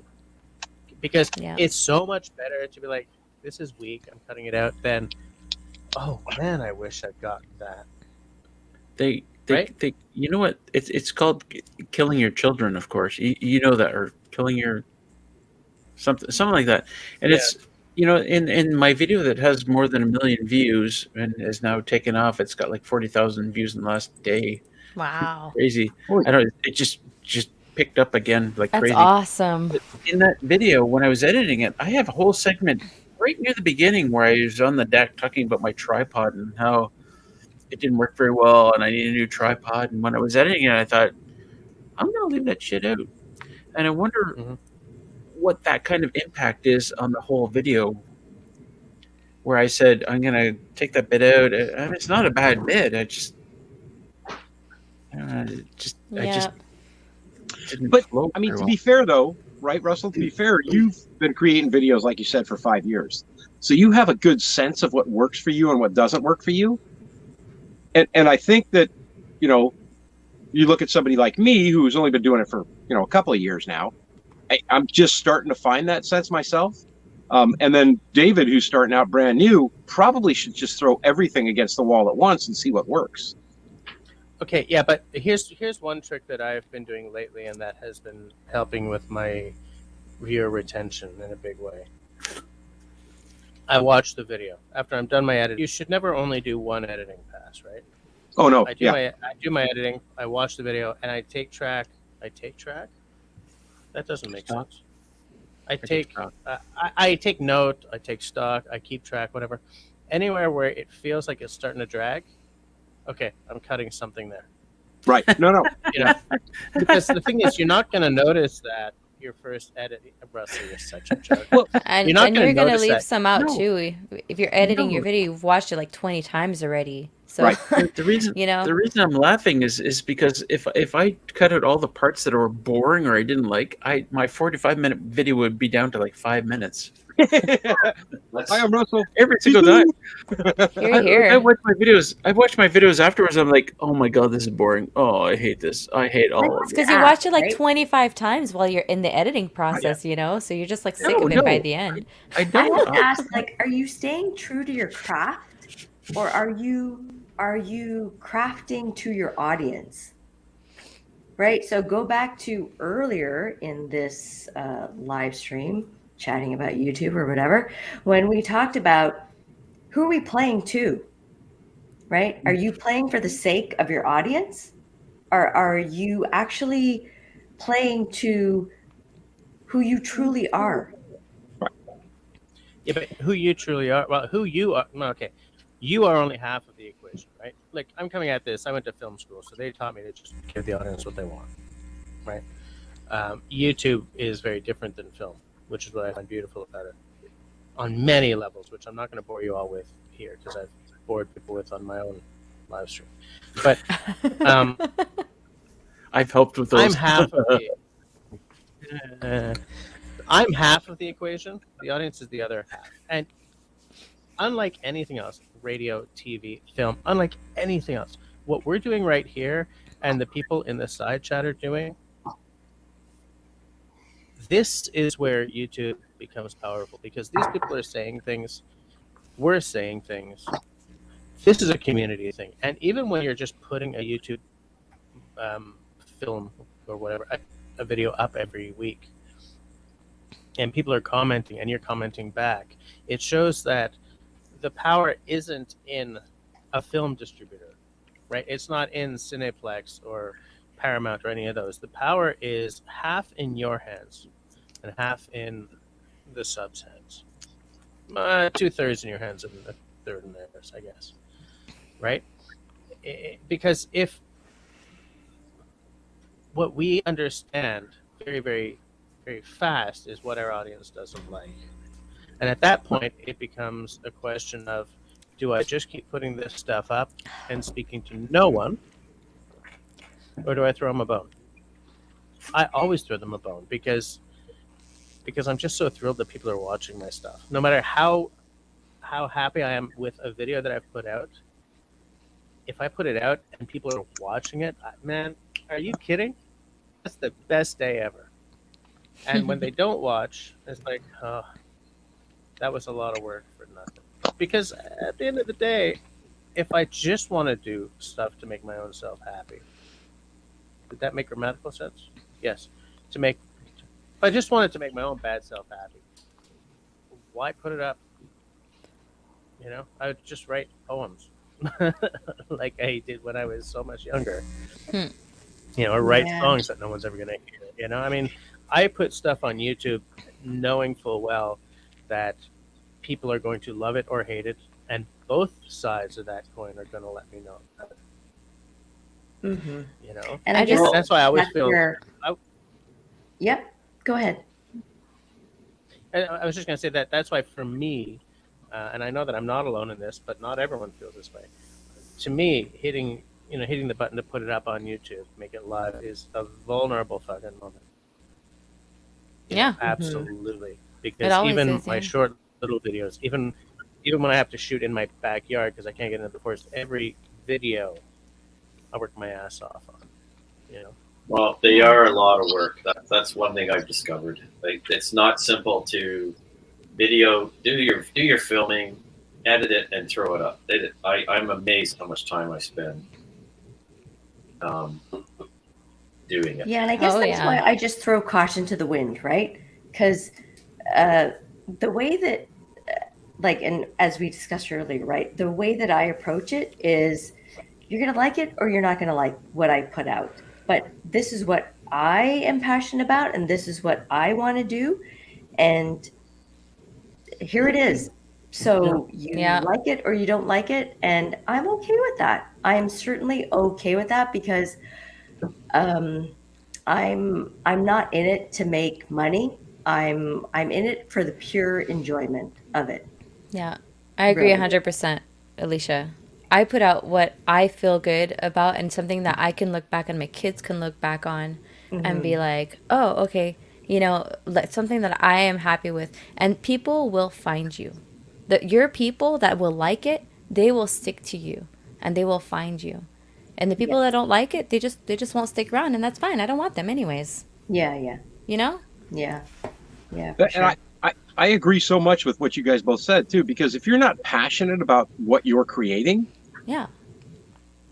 people will read through that in no time at all. You might get away with that one video, you might get away with that 2 videos, but eventually people are going to be like, yeah, I'm done with this. Yeah, you don't feel it through the screen.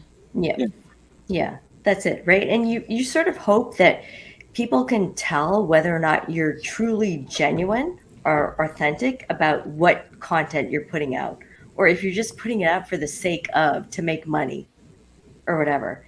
And I would think that all of us here, we're putting it out because we truly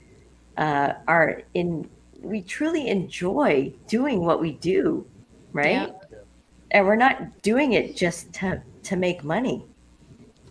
I mean, the money's nice. It's a bonus. Of course. Yeah. It's nice. Yeah, of course. I mean, you know, I've been upping my game in my thumbnails because I figured out that it's nice, you know, so. Yeah, Ben's been pushing me a little while. Like what Sean and what both of you, Mallory, answered. Crunchyroll have also said. But like, just to riff off what Sean was saying, that people who get new viewers through really gimmicky ways don't tend to keep those viewers. You guys know what I'm talking about? Like, I'm thinking about like Stephanie Margrath, and people like that who just like people who use like what the hell's the name of that couple who lives in The the off woods grid. somewhere and he's just always showing off his wife's body. Yeah. Jake and someone or someone and someone. Oh, Jake and Nicole. Yeah.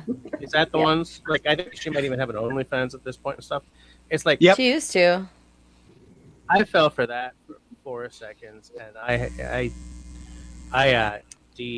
unsubscribed. Like, I think it was 5 videos, and it was like, I fell for it, and I pride myself on not falling for it. Well, fuck. There's But at a the lot end of of the day, channels like that. I did my most like how could I say my most gimmicky thumbnail of them all, right? And this video is doing really good. But look at this comment. Like this is what it's all about. It says, I came in for the orange tank top, but stayed for the bees with a heart. And I was like, that is awesome. Like I thought that was like a big compliment, right? Because I mean, Right. you lure them in with something, but at least you're able to deliver. Right. but You you know? have to be able to deliver. And with the Jake and Nicole, what you expect. The thing is, they're not bad videos. No, they're good. Yeah. I just felt that the thumbnail was so cynical that I got angry and I went away because partly and that's because like I feel Russell with me and my thumbnails, right? You know, Sean, you need to do this and you need to do that. And I'm all, dude, I don't want to do the clickbaity thing. But I'm really thinking that I need to be in a bikini top sitting out in front of my trailer in, 25 below zero. it killed. Yeah. And it I kills. think the kill's good enough. I do. I'm good with that. That's as far as I want to go. There's this stigma about clickbait, and the traditional clickbait on YouTube was a girl in a bikini, but that was not in the video at Yeah, all. exactly. Right. Click, because clicking was the huge thing on YouTube. Clicking was, if you clicked on a video, that was more important than anything else, more important than comments, likes, blah, blah, blah. If you clicked on the video, and they wisened up to that, so clickbait became this Well, and I whole- think I heard the best description of it because obviously I'm studying thumbnails now, right? Because I need to get my thumbnails better. And I agree, I do. So yesterday I was watching a video from Daryl Eves, and you guys probably, know who this guy is. I mean, he's pretty much one of these YouTube guys that tells YouTube channels how to do stuff. And the way he described thumbnails was they need to be clickbait, but not clickbait. In other words, they need to get somebody's attention to say, oh, what's this? And click on it But to you watch gotta it. back But it if you show this in your thumbnail, you better have that in your video Yeah. so that they get what they came for, right? It's a really fun. There's a bit of a fine line between clickbait and just a really compelling thumbnail title, and that's where you got to go. And I've done that myself many times, and it's funny because I put up some really questionable thumbnails and titles, and said, "Oh my God, people are really going to complain about this." And I count of all the videos I've done and all the really weird thumbnails and titles I've done, I can count on both hands the number of times people have said, "Oh, this is clearly clickbait." Yeah. Like less than 10 times out of all those videos. I think most of the time, if you have a compelling thumbnail and title, and it might be stretching the whole what it's really about. If people watch the video and they enjoy it, then they don't care. They don't care that you've stretched the truth on the thumbnail or something. Not stretched the truth, but I mean, I've had videos where I've said, "Oh, these subscribers found me and left this," and then people are like, "Oh, you subscribers came and found you." Well, yeah, and they left me a great log hauler. That was awesome. But nobody complained about that because he says, "Oh, okay, yeah, I get it. They subscribe. Okay, that's cool." I think part of that though too must come from being more comfortable with what you're doing because you've been doing it a bit longer. Because you don't, I mean, I guess I see some channels like when we were talking about Jake and Nicole earlier, when they came out, it seemed like everything was clickbait. Every single video was clickbait. You know, every thumbnail was you're not going to see that. You're not going to see that. You're not going to see that. You never see her without her shirt on. Right. But then there's other channels where you see them, they start, and I'll use another one that I watch on a regular basis, for example, Wild, Wonderful Off Grid. Okay. Where in the beginning, I watched them from pretty much day one and real rough videos to begin with. And now I don't know how many subscribers, it's hundreds of thousands of subscribers. But you see the progression of what their titles and their thumbnails were like in the beginning to now. Yeah. And now they push those bounds too, but they always deliver. And when you watch the video, you're not, I just watch the video because I like the channel, but I can see where somebody else would click on that video to watch it because of the thumbnail or the title. And I can't imagine they're not entertained when it's over because it's delivering on, maybe not 100% on what you expected, but it's a great video all the way through. Their thumbnails tell stories. Yeah. I think their thumbnails tell stories, and it is very compelling, and it's such the key. It is the key. It is because... Yeah. Oh, go ahead, David. I'm sorry. I was just going to say the thumbnail and the title are the key. So this week I found myself thinking about the title and the thumbnail even before I start thinking about the video itself. Yes, good. That's Which a very good thing to do. By the way. Yeah. Yeah. I still don't have that down. Excellent. I'm so backwards. I know, but we know what to do. Is your video should always start with a thumbnail and title, and then film the video. But I still don't do it. I do it sometimes. I do it like 20% of the time. I'm gonna screen capture something from the video and use it. and I will, at least now, I will say, okay, before this is all done, I need to take some pictures here in case I need a thumbnail and I can't screen capture it. Right. Although I have done the thing where I've stood out in front of the cabin, I set up the camera and hit the record button, 1080p. I'll be out there like. Yeah.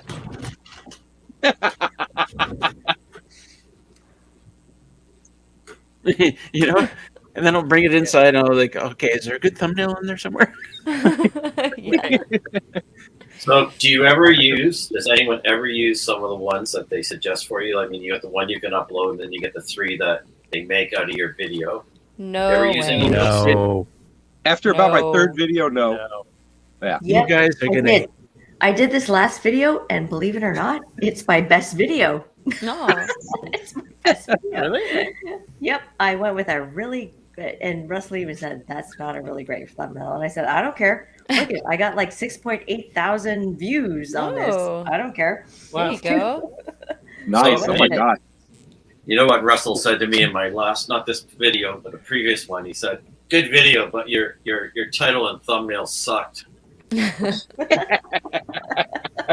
Welcome to my world, David. Yeah. You were talking, Mallory, you were talking about audiobook narrators. Yeah. And so I'm on TikTok too, obviously. I follow you on TikTok. Yeah. But I follow another one on there who actually told me that the audiobook narrator that you showed had won the and I forget what the name of the award is what they call it, but her name is Sarah Sampino. And so I follow her, and the only reason why it dawned on me or bring this up was because it just popped up on my screen that she just invited me to one of her lives. And they narrate the audiobooks she does live on TikTok. Yeah. It's pretty cool. Yeah, it is. Yeah, because you get to see them like doing the voices, and all of a sudden she'll go, shit.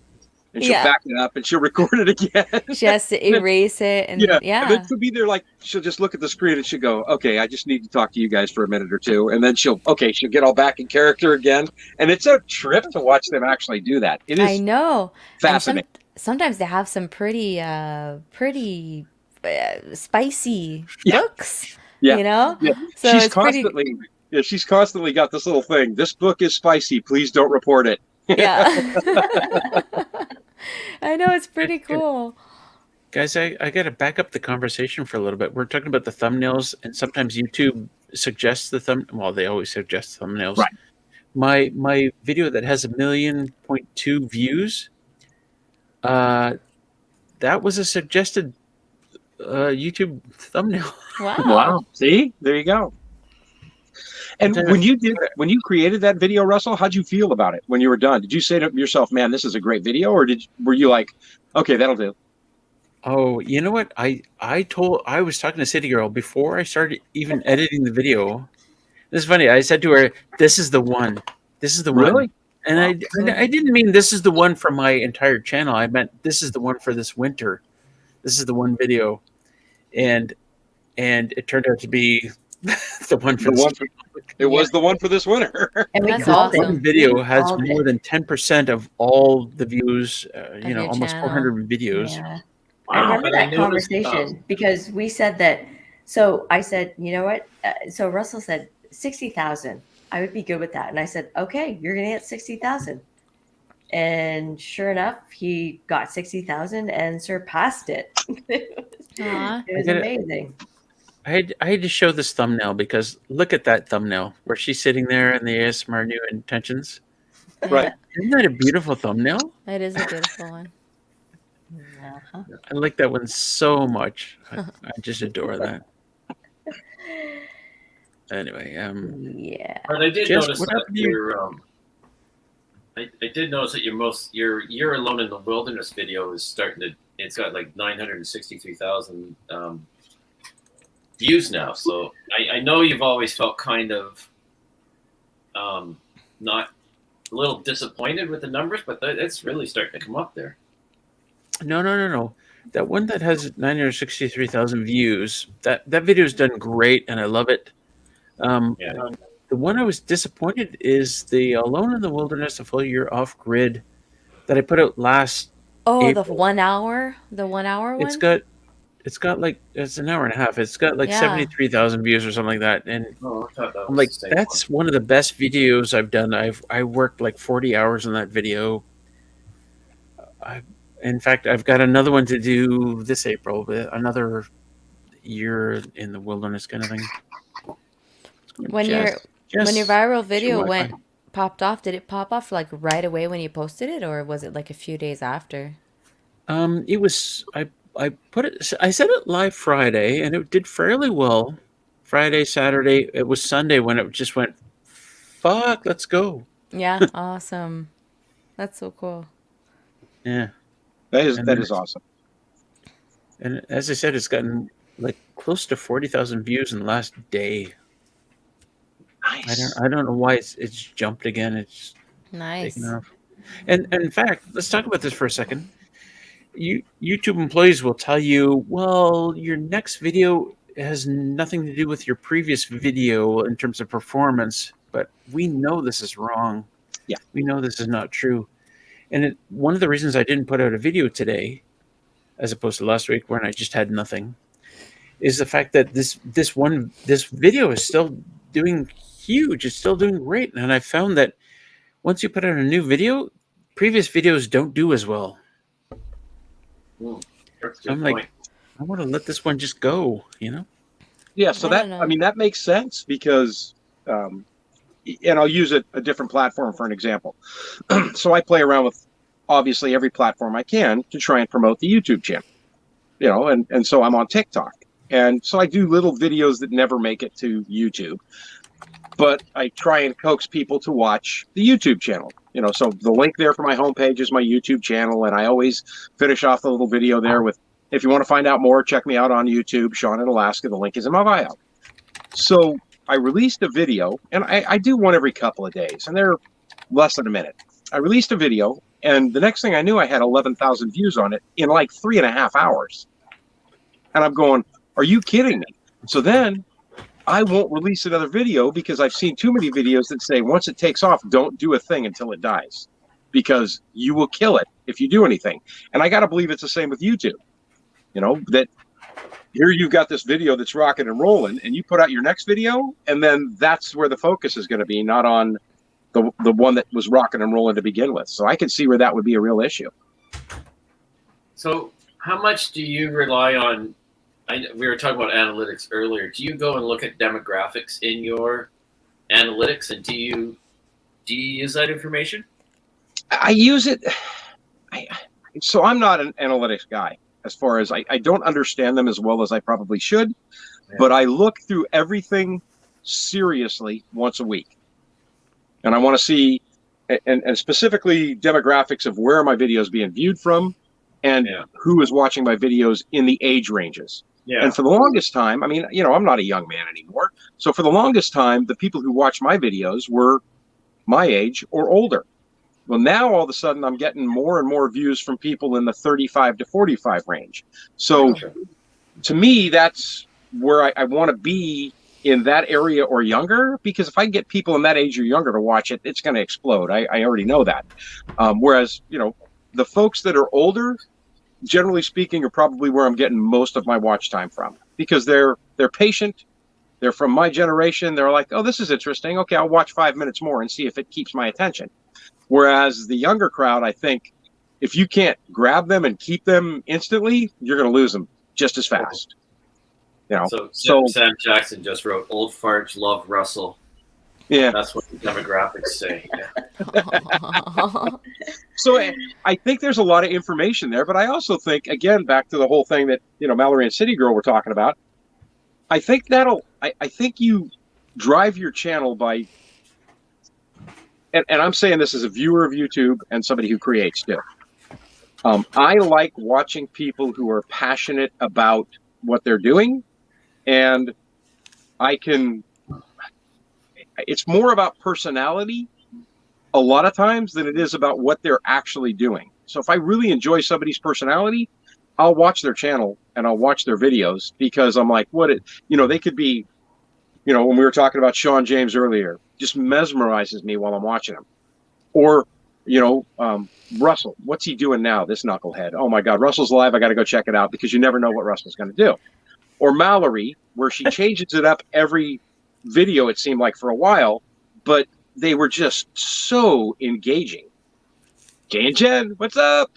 3% of your viewers are 24 to 30. Most are 50. Yeah, same thing with me, Jane. Am I the only one that doesn't watch Sean James here in the house? Yeah, probably. I don't watch it. Thank you, Alicia. I think it's a guy channel, and that's the other thing I look at too, is guys and girls, because it tells you how many males and females. But I don't know how accurate that is, because most of my comments say that. Yeah, most of my comments come from females, and it says most of my subscribers are men. So what? The men just don't say anything? I wouldn't just say that Sean James is female, because Pam just drools over him. I have like 75% male viewers for 25% female, and it's been like that since the beginning. So now I've been trying to get the women on board. I just naturally tend to have more guy friends in my life, so I guess I can't expect anything less from YouTube. But the women are the ones that bring in the money on the YouTube ads. So that's what I was trying, but I just gave up. I was just like, you know what, screw it. I'll tell you what, our channel is the same way. It's 75% men, but I want to say, like, in the comments on every video, it's like 50-50 men, women. Right. Yeah. Women are far more vocal than men, on stuff. I would say that my most ardent supporters, I have a couple of guys on my channel that are just incredibly supportive of everything that I'm doing, but most of the comments that I get that are really supportive of what I'm doing are females, which is awesome. Well, you're a good-looking guy. Yeah. The beard. So I go back to what I said earlier about trying to find that niche, and like I said, I'm 100% pure novice, and yes, I'm doing it because I enjoy it. B, I really would like to share some of our experiences here with the general public, and that's why I'm doing it. But I still want to be able to, and I don't want to say grow the channel, but I want to provide content which is meaningful, and I don't 100% go with the what was what was being discussed earlier, which well, if you don't like it, then I understand what you're saying, but it's not 100% approach I want to take. I'm still just trying to get my feet on the ground and figure out what works, and then once I figure out what works, then maybe then start getting a little more specific about, okay, well, now that I know what works, here's what you're going to see, and if then I'll say, okay, well, here it is, like it, give me the thumbs up or don't. Right. Yeah. And you were talking earlier too about the green screen with the like, subscribe, ring the bell for notification. I did that for about 20 videos. That's gone now, and I saw absolutely no change in subscribers from doing that. And everything I've seen says ask for a subscription. If you like the content, do me a favor, hit that thumbs up. Consider subscribing and ringing that bell for notification for future videos. I saw no change in subscribers at all from that.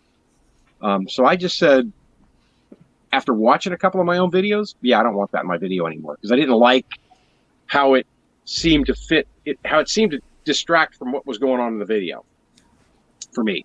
But everybody's different. Some people that probably works great for.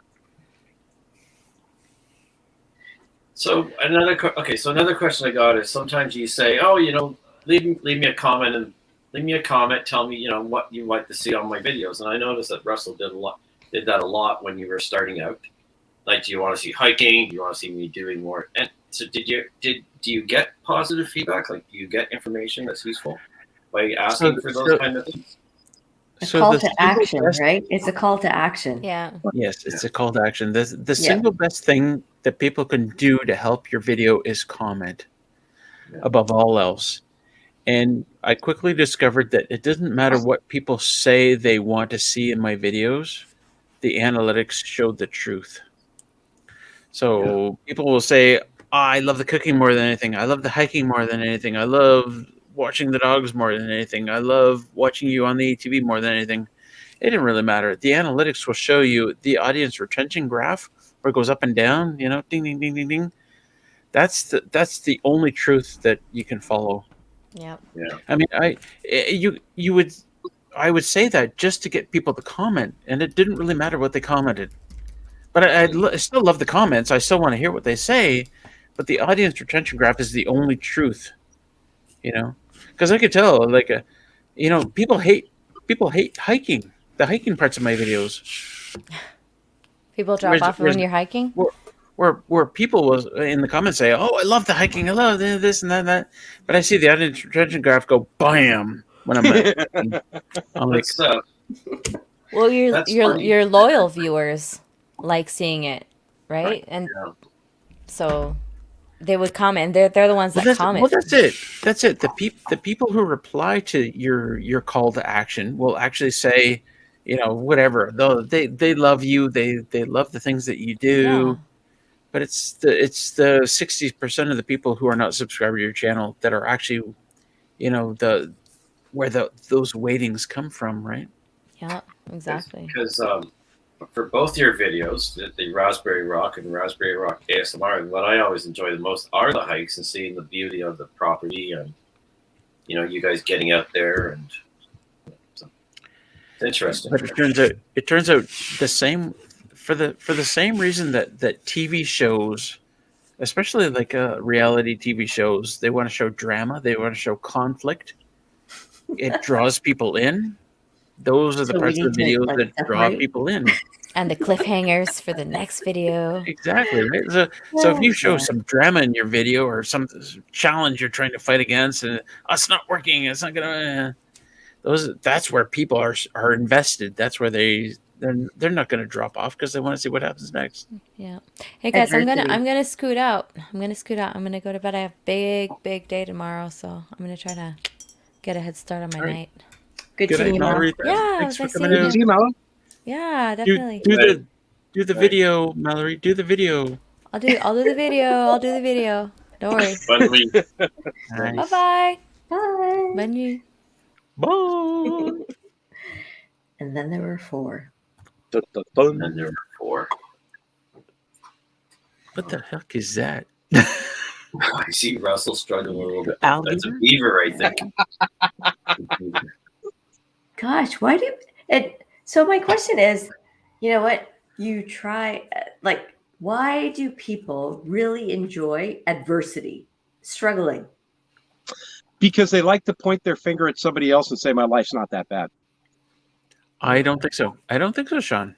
I really do, because and this is from years and years of working in retail and hearing rumor mills going and everything else. People love to look at, so you watch the news, and the news, when I was a kid, the news was, and well, next is weather, and next is sports, and it was, everybody was happy, right? And now you watch the news and it's the end of the world. Stay tuned, right? Because people are sitting in their houses and they're going, my life sucks, but it ain't that bad. Yeah. And then I think on the other end of the coin, that people like to see adversity because they like to see how people get out of it. They're all, how is that guy going to get out of that situation? Dopamine, right?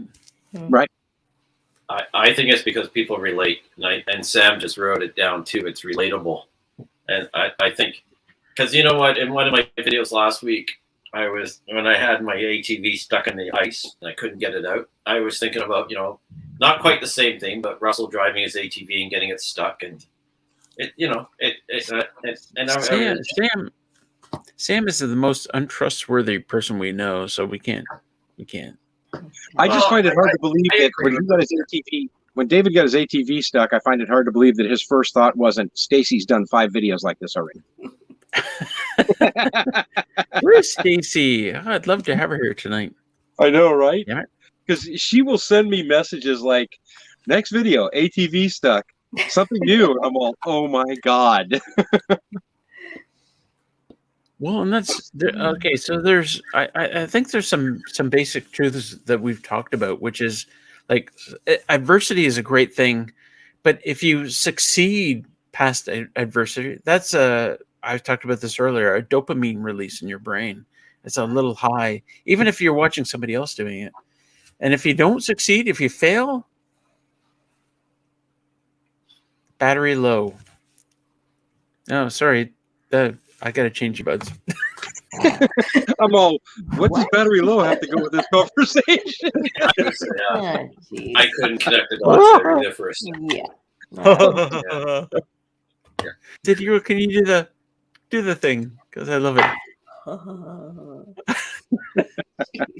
Such a drama person. Oh my God! I think people relate. I relate when I see adversity or challenges. I relate, because obviously I think we've all had our challenges in life, and it's easier to relate. It's easy to relate to people when you see them having the same struggles. But here it is, right? So, okay, Sean, Alaska, you're building a cabin. Right. Dave, you are semi-off grid, right? Semi-on-grid. Semi-on-grid. Semi-on-grid. Yeah. Semi-on-grid. Russell is off-grid or somewhat or whatever. And Russell and I, we talk about this, right? Why? Why does he put himself through these inconveniences? So I put that to Sean as well, right? Not so much Dave. No. And that,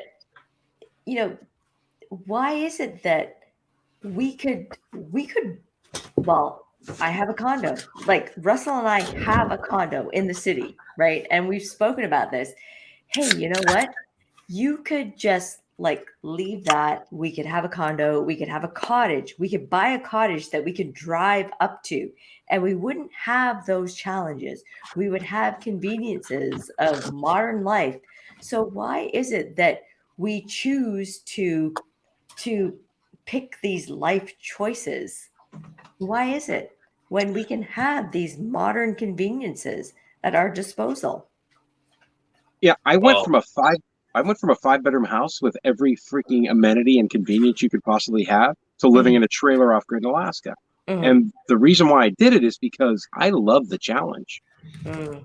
It makes me feel more alive every single day than I felt when I had the girl, the gold watch, and everything. It's just, you wake up in the morning and you've got a challenge for that day, and you're like, cool, let's get this done.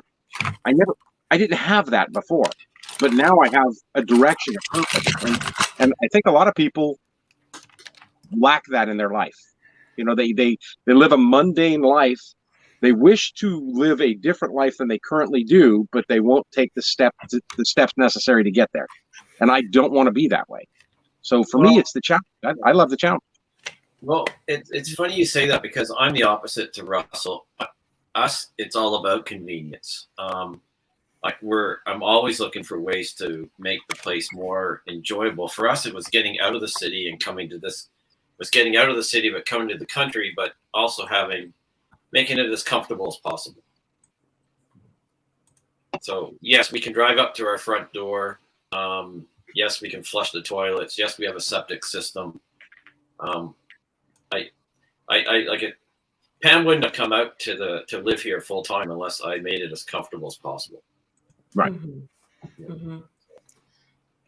So what was Russell's answer? What is your guys' answer to that? I'm waiting. I'm waiting for him to respond. I'm sorry, I had problems with my audio. What was the question? Oh, that's crap. That is crap. So No, okay, I had to switch my earbuds and shit, it wasn't let me working. repeat. So why is it that you put yourself through all of these struggles and adversity? You're going out for firewood. You are trying to figure out your water situation. You are dealing with power outages, right?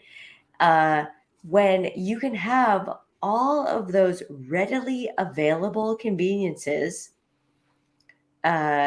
in a condo or a house, etc. So why do you choose to live this type of life? I don't know. Wow, that was really profound. No, It's honest. Profound there. all right. I've talked about this before. I've lived in the city so long, and I hate almost everything about the city. And I'm a person of extremes, and I'd rather put up with. Can you hear that? Yep. Okay, I'd rather put up with the difficulties of living out here, the non-running water, the pooping in a bucket, all this, to get away from all the shit that I don't like in the city. The rude people, the constant traffic noise, the sirens, the stuck in traffic. Oh my God. How much of our lives are wasted by being stuck in traffic? It just kills me. I love the solitude of where I am right now. See, so I think I achieved those, but not going to the same degree that you did, or that you do. Well, and I'll tell you what, Dave. I love what you've done, and I did what I could with the money I had. Yeah. Which is I bought this huge property for $35,000. I couldn't have we couldn't have afforded a place I would have loved to have a place like yours on a lake where you can fish and you can do water sports and crap. But I couldn't. There's no way we could have afforded it at the time. Yeah. Well, for us, we also sold our house in the city to do it. But I know that I finally achieved my goal the other day when we were out walking, and Pam looked at me and said, "I'm so glad I'm not in the city and we're here." Like that to me was like music to my ears. Like, oh my God, I was successful, because it was a bit of I won't say it was a huge battle. Battle's not the right word. Challenge. It was a challenge to get her to, because Pam is a city girl. Like, she grew up in Toronto, and she loves Toronto. I mean, I love Toronto. I love Toronto. You cannot take Toronto away from me. Oh, she does. If City Girl loved right on like Bloor Street and a condo right on Bloor Street. Totally. Or the I beaches. would be there. Yeah, the beaches. I'd be there in a heartbeat. Oh. I love it. Yeah. That's my home. That is where my heart is. Yeah. Well, and yet and yet Raspberry Rock offers me like peace, relaxation, mindfulness, like a more healthy way of living. But that's why I love Russell so much, because he totally gets me. He understands that my heart is in Toronto. I am a city girl, and you cannot take the city girl out No. of cabin life, right? Yeah. And he's very understanding that way. And while I want to be at the cabin and it gives me an escape from the city, I love the city because those are my roots, you know? I've often said that There's- even if she lived out here full time, she needs to go back to the city every now and then. Well, Pam does. Pam's going back on Tuesday for, to deal with some fathers, to deal with some family stuff, but also just to go back and see her friends. And Nice. yeah, she goes back quite a bit. Whereas she says, "You want to come with me?" And I say, "No." I'll be here. See, but that's an awesome dynamic to have, right? I mean, because you guys make that work. I mean, as a single guy in Alaska, it's kind of tough to talk a girl into that. I'm not gonna lie. I've tried a couple of times. It doesn't work. How hard is that? I mean, every now it doesn't happen very often, but every now and then, like somebody happens on one of my videos for the first time and says, "Are you single? I would love to live out there with you." Like, How do and I'm like, know that we're married? Like, come on, people. I know, right? But Sean, have you not gotten that at all? You like. I have, but the problem is that if I have delved into any deeper conversations with them, I'm like, ooh, yeah, no, it won't work. Yeah, I don't think we're fit, because it takes a different kind of person to want to live like I live, full time, and I'm not, I'm not in a position where I have a partner who has a life there and will join me in this life here, and we can make that work. So basically, if I get a partner into my life at this situation, it's probably going to be an all or nothing thing. And I don't know that could work. That's just me though at the time. Who knows? And I think that's where like Russell and I really understand each other, right? Because he knows that I am a city person at heart. And I know that he truly, truly enjoys Raspberry Rock. And it's that compromise. And how do we make that work for the both of us? Well, I mean, right now, as you all know, I am here in the city and I work full time in the city. And he is out there living an awesome life. And we're both very supportive of each other, right?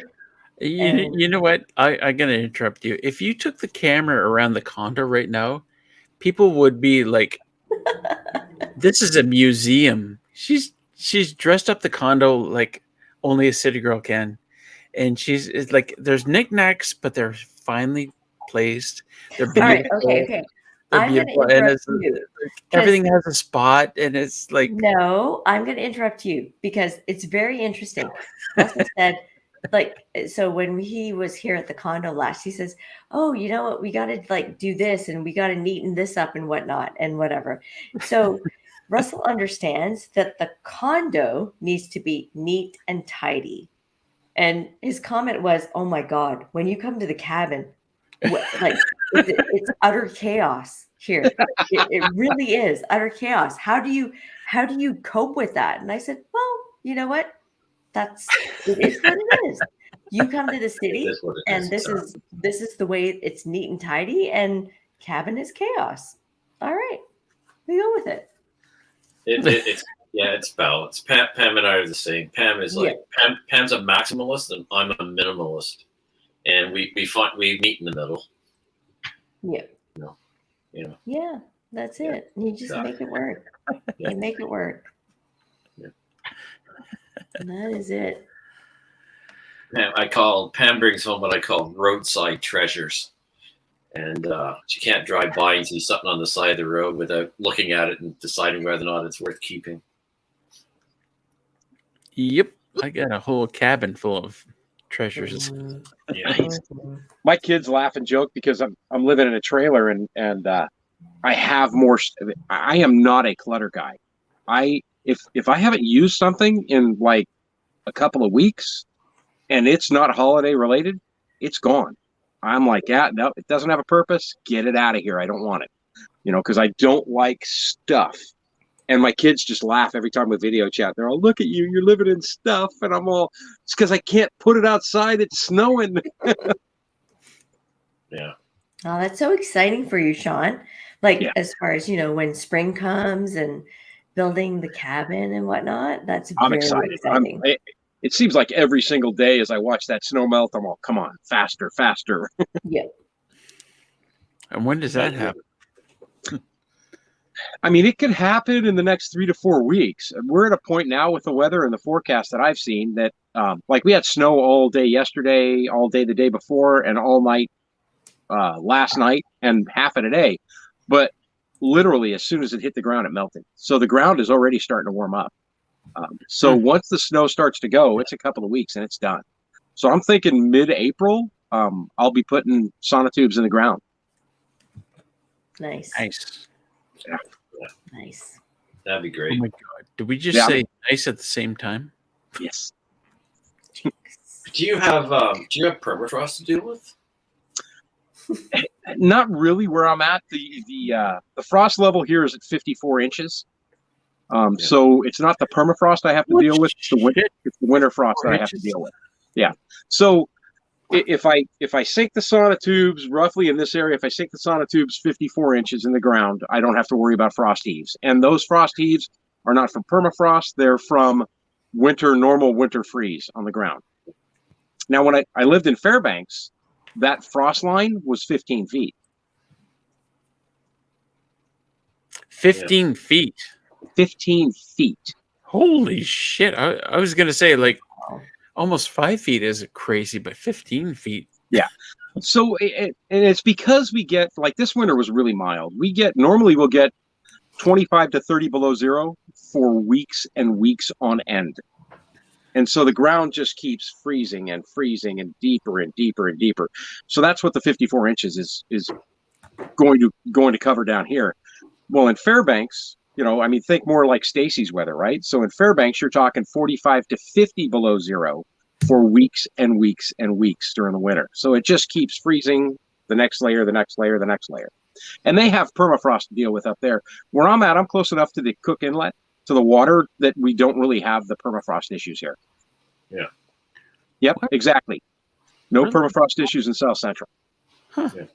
Interesting. Sean, you grew a garden last year, didn't you? Like, no, I played around with a raised bed of potatoes. Okay. And did pretty well. I planted 7 pound of potatoes and pulled out 27 pounds. So Nice. This year, last fall, I cut down all the trees for a 20-foot by 40-foot garden. I'll probably plant maybe 25% of that this year. And then only because I know me, and if I get too crazy in the garden, I won't have time. The cabin's got to come first. So I'll do potatoes, onions, beets, probably some greens for salads and stuff like that in the garden, but not much more than that. So maybe 25% of that garden will get planted, and then I'll work on it progressively through the next couple of years. So what's your digging going to be like? Like, can you use an auger to make your holes for your sonotubing, or are you going to dig them by hand? Or I think the first hole I'm probably going to dig by hand, just because that's kind of what I want to do. I kind of want to make the first of everything that I do as natural as I can. So the first hole I'll probably dig by hand, but my neighbor's got a tractor with an 8-inch auger bit on it, and he said, I'll come over and do the rest of the holes for you. I'm all sweet. So I don't have a problem with that. The first wall that I put up in the cabin, I'll pound those nails by hand on that. When I frame that wall out, I'll frame it out by hand. But then I'll probably use a nail gun for the rest of it. But yeah, I've never done this before. I mean, I've built a couple of different structures. I built a doghouse, I built a chicken coop, but I've built walls. I've framed walls in buildings, but I've never built a house. So it's going to be a fun adventure. I'm going to learn a lot over this day. Oh, I'm going to learn yeah. a lot, and I'm probably going to hurt myself. Oh yeah. Oh yeah.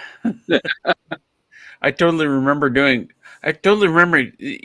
my flooring got up and I started doing the framing and like, I have no idea what I'm fucking doing. I've watched YouTube videos. I got all this stuff set up and then I'm going to like push it up into a wall and like, holy crap. It's exciting. It's very exciting. And scary as shit. Oh yeah. Huge. It's huge scary. yeah. And Because it's if one you of City fail, Girl's favorite videos. what was that? It's one of City Girl's favorite videos where I was doing the framing, right? Yeah. The very first time I ever saw Raspberry Rock on YouTube was me searching for how to build a cabin off grid. And it was Russell framing. Yeah, I'm not the guy you want to follow for Yeah. that. But for me, it was cool because all I could remember was seeing you bringing materials across the Bridge of Doom. And I'm like, this guy is out there. What the heck? I mean, I watched every video I could possibly watch on it. And then, of course, I found some other YouTube channels and YouTubers that actually knew what they were doing. So I feel more confident. But He's like, I'm gonna put Russell's videos over here and go, fuck that guy. These people know what they're doing, though. yeah. Entertainment purposes only. Okay, tutorials. I totally get it. Yep, But totally you get it. did it, right? And what a feeling that has to be to know that you're sitting in a house right now that you built yourself. Yeah, Yes. it's weird. Whenever there's really strong winds, I sit here going, "Oh my god, I know who built this cabin." Please make it through this storm, make it through this. And when it's over, you're all, yeah. We're in bad shape, you guys. When you have a tree come down on your roof and it comes to your house, it's a very humbling experience. So, but yeah, my favorite thing is when I'm doing something now, I always say, "What would Russell do?" And then I do the opposite. Yeah. Right. Yeah. So we need T-shirts in the Raspberry Rock store that says WWRD. Yeah, exactly. What would Russell do? Yeah. And then do the opposite. Yeah, on the back it says, "Don't do that." Exactly. Exactly.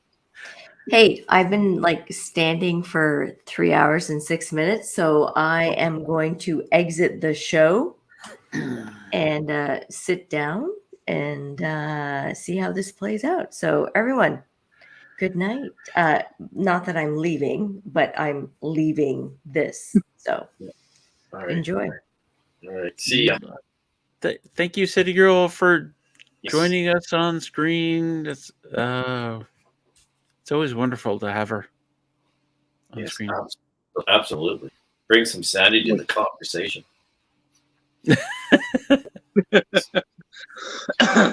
Oh, jeez. So Sean, you're building a cabin soon. Yes. I'm buying lumber like in the next couple of weeks. Shit, dog. I wish I know. we were talking about piers earlier, and you talking about how far you have to dig down. I was like, so like, but certain portions of my cabin are like right on bedrock. There's no digging down. There's like rock. Right. Well, there's no heave. There's no frost heave on rock, right? Like 16 piers, and some of them are like I'm digging down half a foot, and there's rock. Okay, the others, there's one spot here, not far from where I'm sitting, where I dug down like 4 feet. I couldn't find bottom. I'm like, okay, I guess.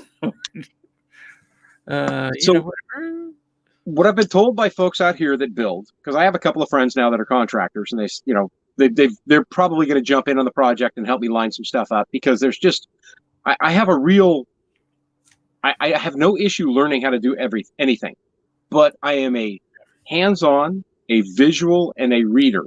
So I can usually learn from any one of those 3 methods, but I can't grasp how to make the top of the sonotubes all the same exact level. Oh, Sean, let me tell in you my what. mind, right? I tried to do that. All my sonotubes, I tried to make exactly the right level. Didn't work. Didn't happen. And my buddy Ray, I kept talking to him and saying, like, I'm going to do the subfloor next. I think all the piers are level. Like, I think I'm pretty close. He's like, no, your subfloor has to be perfectly level. Perfectly level. I'm like, and eventually he said, fuck it, I'm coming there. Just don't do anything. I'm coming there. I'm going to do it for you. And he showed up and he leveled the whole thing. And it turned out that the piers, and I even had string lines across all the piers. As I was pouring the concrete, I had string lines, but across 16 piers, it never worked. Yeah. So one of the things that one of my contractor friends told me was, okay, dude, you get them close. They don't have to be perfect, because the metal brackets you're going to mount in those things are adjustable, and then you adjust them to get everything level when you're done. He goes, but get them as close as you possibly can, and then you adjust to the metal with the metal brackets. And I go, okay, that kind of makes sense to me, but I've never done it, so I don't know. And I want everything when I build this to be exactly perfect. So I want a perfectly level floor. I want perfectly square walls. I don't want any surprises. Okay, your subfloor has to be perfectly level, right? But your concrete piers do not have to be perfectly level. I mean, right. I did the same thing with the metal. The things I pushed them into concrete, right? And none of them turned out to be perfectly. 16 piers, they're not going to be perfectly level, but you can level them with, Ray used 4x4 studs in each one, and like every single one, to kind of level everything out. Right. And he did a great job. Yeah. So that's kind of with, so there's stuff like that where I'm just like, I've never done this before, and this is just going to be an adventure, exciting, scary crap. I have to get it done this year because I'm not doing another winter in this trailer. It'll be Sean living in a tent. Trust me. I'm like, no, it's not going to happen. Yeah, no, I totally get it. Certainly a good level subfloor is Dave's trying to rejoin. Dave, there's no. Oh, there you go. Yeah, so I have to tell you about my Starlink challenges. Oh, okay. Let's change gears. Let's switch programs. Just dropping off. I'm on Explorer.net because I'm still struggling with Starlink. Well, you look good.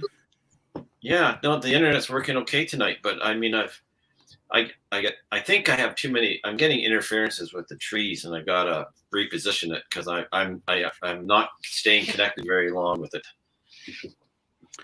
Well, but Dave, you have a nice chainsaw, so you don't really need to reposition the dish. You just need to cut the trees down. Yeah, I don't want to cut any trees down if I can avoid it. Nah, you get the dish out in the end of the dock. That's all you need to do. Yeah, that's a lot of signal loss between the dock and the house. Well, you got like 100 meters. Is the internet cable not 100 meters? I thought it was. I mean, you into the dock. Yeah, it would work well there. I'm going to try it up on the this end. You don't know where it is, but on the south end of my house is the highest point, and I'm going to point it north. Right now, it's I've just been moving it around the yard because I can't get on the roof until the snow melts. I won't go on the roof until the snow melts. That's smart. That's smart. Yeah. I do everything like right now. I'm just on my cell phone. So my upload speeds, my download speeds, everything is based on hotspot on my cell phone. So I changed my plan, and I actually upgraded the plan, and it became cheaper. So I'm going to see how long this plan works for me without having to switch, without having to go to Starlink, because I have way too many trees. So Starlink won't work for me until I actually would have the cabin built to get that dish high enough above the tree line. Well, you essentially want it to point straight up and north. I mean, it's because it's the elevation. I've got it on the ground. As soon as I raise it up, I think the problem will be solved. Anyway, what are you using right now, Russell? What do you want now, Russ? Right now, I'm still on the Explorer.net LTE because there's a lot of snow today, and it's still snowing. Yeah. and I just didn't want to waste the power on melting the snow. But for StreamYard, you don't need a lot of bandwidth. I mean, Right. this little picture that I'm sending out to StreamYard is not a lot of bandwidth. Yeah, StreamYard's been pretty kind to me this year. You know, as far as since I started streaming live, I haven't really had very many issues at all. Yeah. Well, anyway, I'm sure I can get it to work. Sorry, I didn't mean to change the subject of your build. Oh no, that's something we deal with, right? We all live remotely, so you know, on grid or off grid, if you live remotely, that's something you got to deal with. Yeah, we have no cell phone coverage where I am. It's we're just like in a black hole. Right. Very, very seldom do we have connectivity. I use Wi-Fi calling to get my phone to work, and we have voice over IP for our home telephone. Yeah. So we lose the internet, we're pretty well dead. Who uses home telephone anymore? No, I don't think many people do. No. Yeah. But they have reliable cell phone coverage or internet.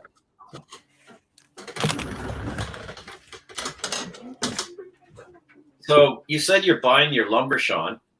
So yeah, how are you finding the prices? Have you found have they come down a little bit since last year, or? Yeah, so they're quite a bit cheaper than last year was, but they're still more expensive than they were the year before. Right. So, like at one point this last fall, I was buying 2x4s for say $2.75. Yeah. For an 8-footer, and that was high compared to where they were in earlier in the year. But now they're back up to $3.25, $3.50. Yeah. You know, but I don't really look for those prices to come down that much, so I'm just going to say forget it and do it. Well, I think that's exactly right, because if you wait for the prices to come down, you'll never build. Right, and that's the reason why I didn't build last year's, but at the same time it worked out well because I had, I was having deductions taken out of my check to dump into investment accounts, and they did pretty well for me last year. So I've cashed those out for this year because I hit 59.5, so I could pull those out without too many penalties. Yeah. And those are what I'm going to use to build the cabin. So, it kind of washed. It worked out well.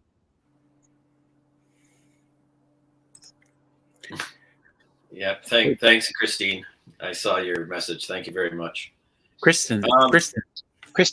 Pardon me, Kristen. Pardon me. From Arizona. I knew that. I don't know why I said Christine. So is your style of cabin going to be similar to Russell's? I mean, you say you're going to building it on piers. Right. So I'm building it on sonotubes, and my idea is that I want it about 3 feet off the ground. Yeah. Because I want 2 reasons. Number one, I want the extra room underneath for some storage, for some covered storage. But more importantly, I don't want to go underneath and have to do anything and crawl because I'm too old for that crap.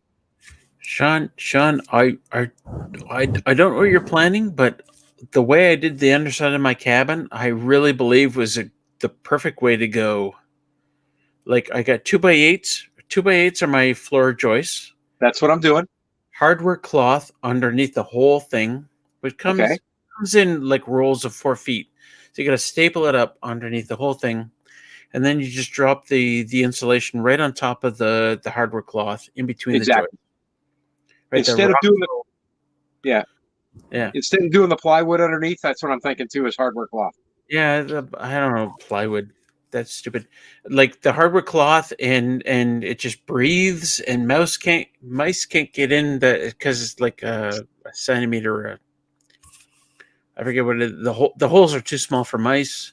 Right. You just got to be really diligent in stapling up the hardware cloth. Make sure there's no gaps. Take your time and do it right. Yeah. So the cabin's 20 by 24. And then, like I said, it's going to be 3 feet off the ground. The way that I've laid the cabin out and designed it I can eventually kick a bedroom off the lower floor, but it's going to have a loft on the upper half. So the loft will be above the kitchen, the pantry, the bathroom. Yeah. So before you build on the addition, is your main bedroom on the main floor? No, my main bedroom's in the loft. Yeah. See, I want to put your bedroom on the main floor. I do too, but then I have no room on the main floor. Yeah, I know. I get that. Yeah, and I want the bedroom on the main floor, and that's why the addition will be in a year or two down the road, because I do not want to be 70 years old trying to go up the stairs. Exactly. Well, That's like- that's why we built the bungalow. Yeah. And if I could have built my cabin like skinnier and longer, I would have put a bedroom on the main floor, because it just going upstairs for anything is just pain in the ass. And correct me if I'm wrong, but it's not the going up the stairs that bothers me. It's coming down the stairs, because I'm not going to fall going up the stairs. I'm going to fall when I come down the stairs. I don't know. Gravity can be challenging sometimes, you know. All right. Let's be totally honest here. If I'm drinking a lot of beers, I just want to roll into bed. I don't want to go up, like try and negotiate stairs. and that's why the plans are in the works more sooner than later to have that addition on the lower thing with the bed, on the lower floor with the bedroom. I would not do it in that kind of stage. It would be all together for me. Like, I do have to worry about, because the whole project is cash, so there's no financing of anything. So if I can't spend the cash to do it, I'm not going to do it until I have the cash to do it. Yeah, Alaska's less furniture cabin. It's not actually cloth. Hardware cloth is like wire. It's like chicken wire. It's even thicker. The metal is actually thicker. Right. It's here in Alaska, in the States, it's 1/4-inch wire mesh. Yeah.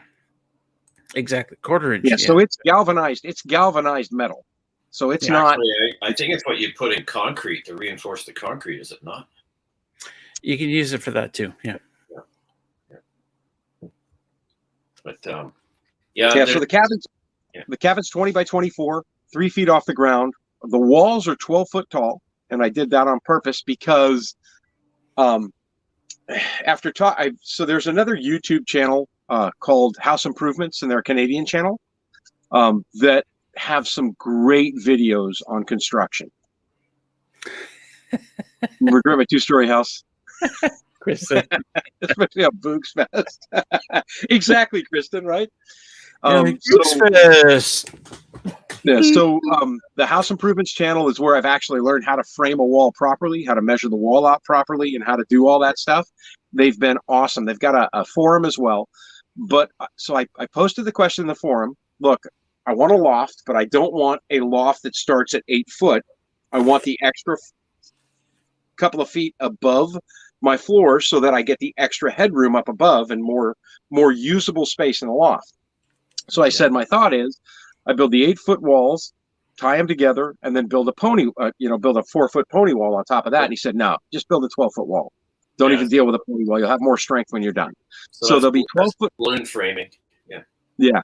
So he said so the plan is for the 12-foot walls, and then at 4 feet, I'll have the cross members with, or at 8 feet, I'll have the cross members with, the extra footage of walls up above. And that'll tie the whole cabin in. So are you going with 2x4 walls or 2x6 walls? 2x6. For your exterior. 2x6. Yeah. Yeah, that's good. Oh yeah. Get the isolation. Yeah. Yeah. That's good. Yeah. Yep. That's worth every penny. Yeah, and that was my thought on it too. And my biggest concern for this year is not the lumber, because I think I've got the lumber banked. Will be number one, the metal for the roof, and whether or not I can get the metal for the roof once I order it, how long it'll take to get here. Mm-hmm. The roof. Yeah. Yeah. Are you going to do the metal roof yourself, or are you going to subcontract that some of this stuff? Oh, I'm doing everything myself. Every single bit of it myself. Okay. Yeah, I was the same way. I just order the metal. It's not hard to install. Actually, you need a bunch of screws and a screw gun. Yeah, I did the so when I built the chicken coop, And sure, it's a chicken coop, and it's only 4 foot by 8 foot. But I intentionally designed it with a metal roof so that I could actually install panels on a roof, so I would understand exactly the process of what it would take to do that. So I made all my mistakes there, and now I know what not to do, and I feel pretty comfortable about it. Yeah, it's not hard. No, you just have to. Your measurements have to be right, and you have to be square with that first panel, or else you're going to be really off whack. You got to be square, period. Yeah. Yeah. I found that out when I built my woodshed this past summer. That I don't know what happened, but in the end, it wasn't quite square. And when I went to put on the metal roof, it was I exactly ran into that problem. It's amazing how an 1/8 inch out on the bottom becomes 6 inches out on the top. Yeah. As you're going across the roof, you're like, okay, I guess I just need to adjust a little, like quarter inch here, quarter inch again. You can't. But my goal is, and Russell, you've mentioned this a couple of times. I'm going to record everything. I'm going to have so much footage. It's going to be ridiculous because nice. There's so many things that I've searched for on YouTube, and YouTube is my go-to for learning how to do anything. If I need to search something, how do I do this? I go to YouTube. And there's so many segments of this that I can't find a video on that actually explains what I'm looking for. So Really? So for example, sonotubes for a house. You'll find sonotubes for a deck everywhere. Oh, okay. Yeah, no, I totally get that. Yeah. It's very unique stuff. Like I went for like color ties on a roof. Like how tall can you make them? Or how high up can you make them? The same thing. Right. It's very specific stuff.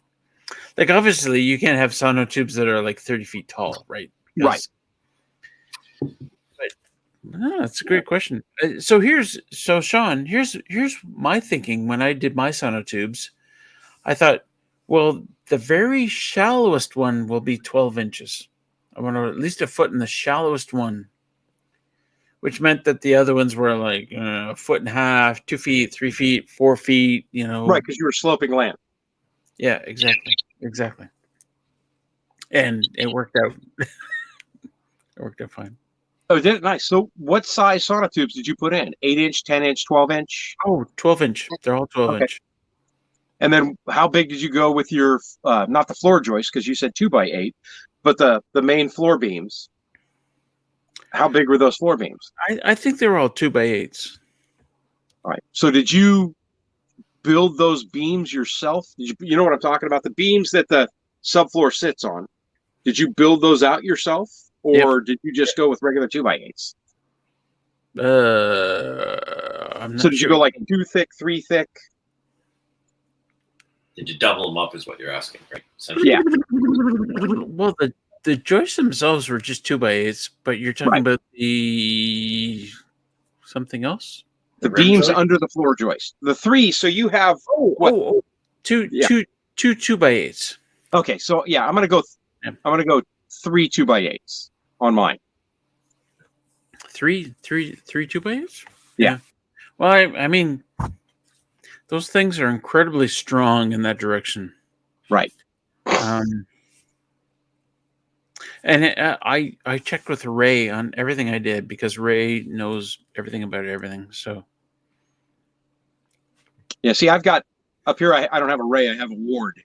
And basically, Ward knows everything about everything if you give him beer. So all of a sudden, his knowledge just unlocks. He's like Yoda, but it unlocks with beer. Well, that's a cheap way to get information. It is, and he drinks Corona, which is cheap beer. So I'm all over. I'm all over that. Corona is cheap beer? Oh, up here, yeah, it's dirt cheap. Oh my god! Down here, Corona is expensive beer that tastes just like all the other lagers. Anyway, guys, I want to switch over to Discord because I think Sam will join us if we go to Discord. Yep, sounds good. I'll try and get Discord to work on my phone again. Okay. Okay. All right. Okay. Yeah, I want to bring this to a close because I can't string two words together without slurring. Good night, everybody. Thanks for hanging out. Love you all. Don't forget to hit the thumbs up, and we'll see you next week. Hopefully, next week we'll be on the regular Raspberry Rack channel on Booxfesting. Love you all. Bye.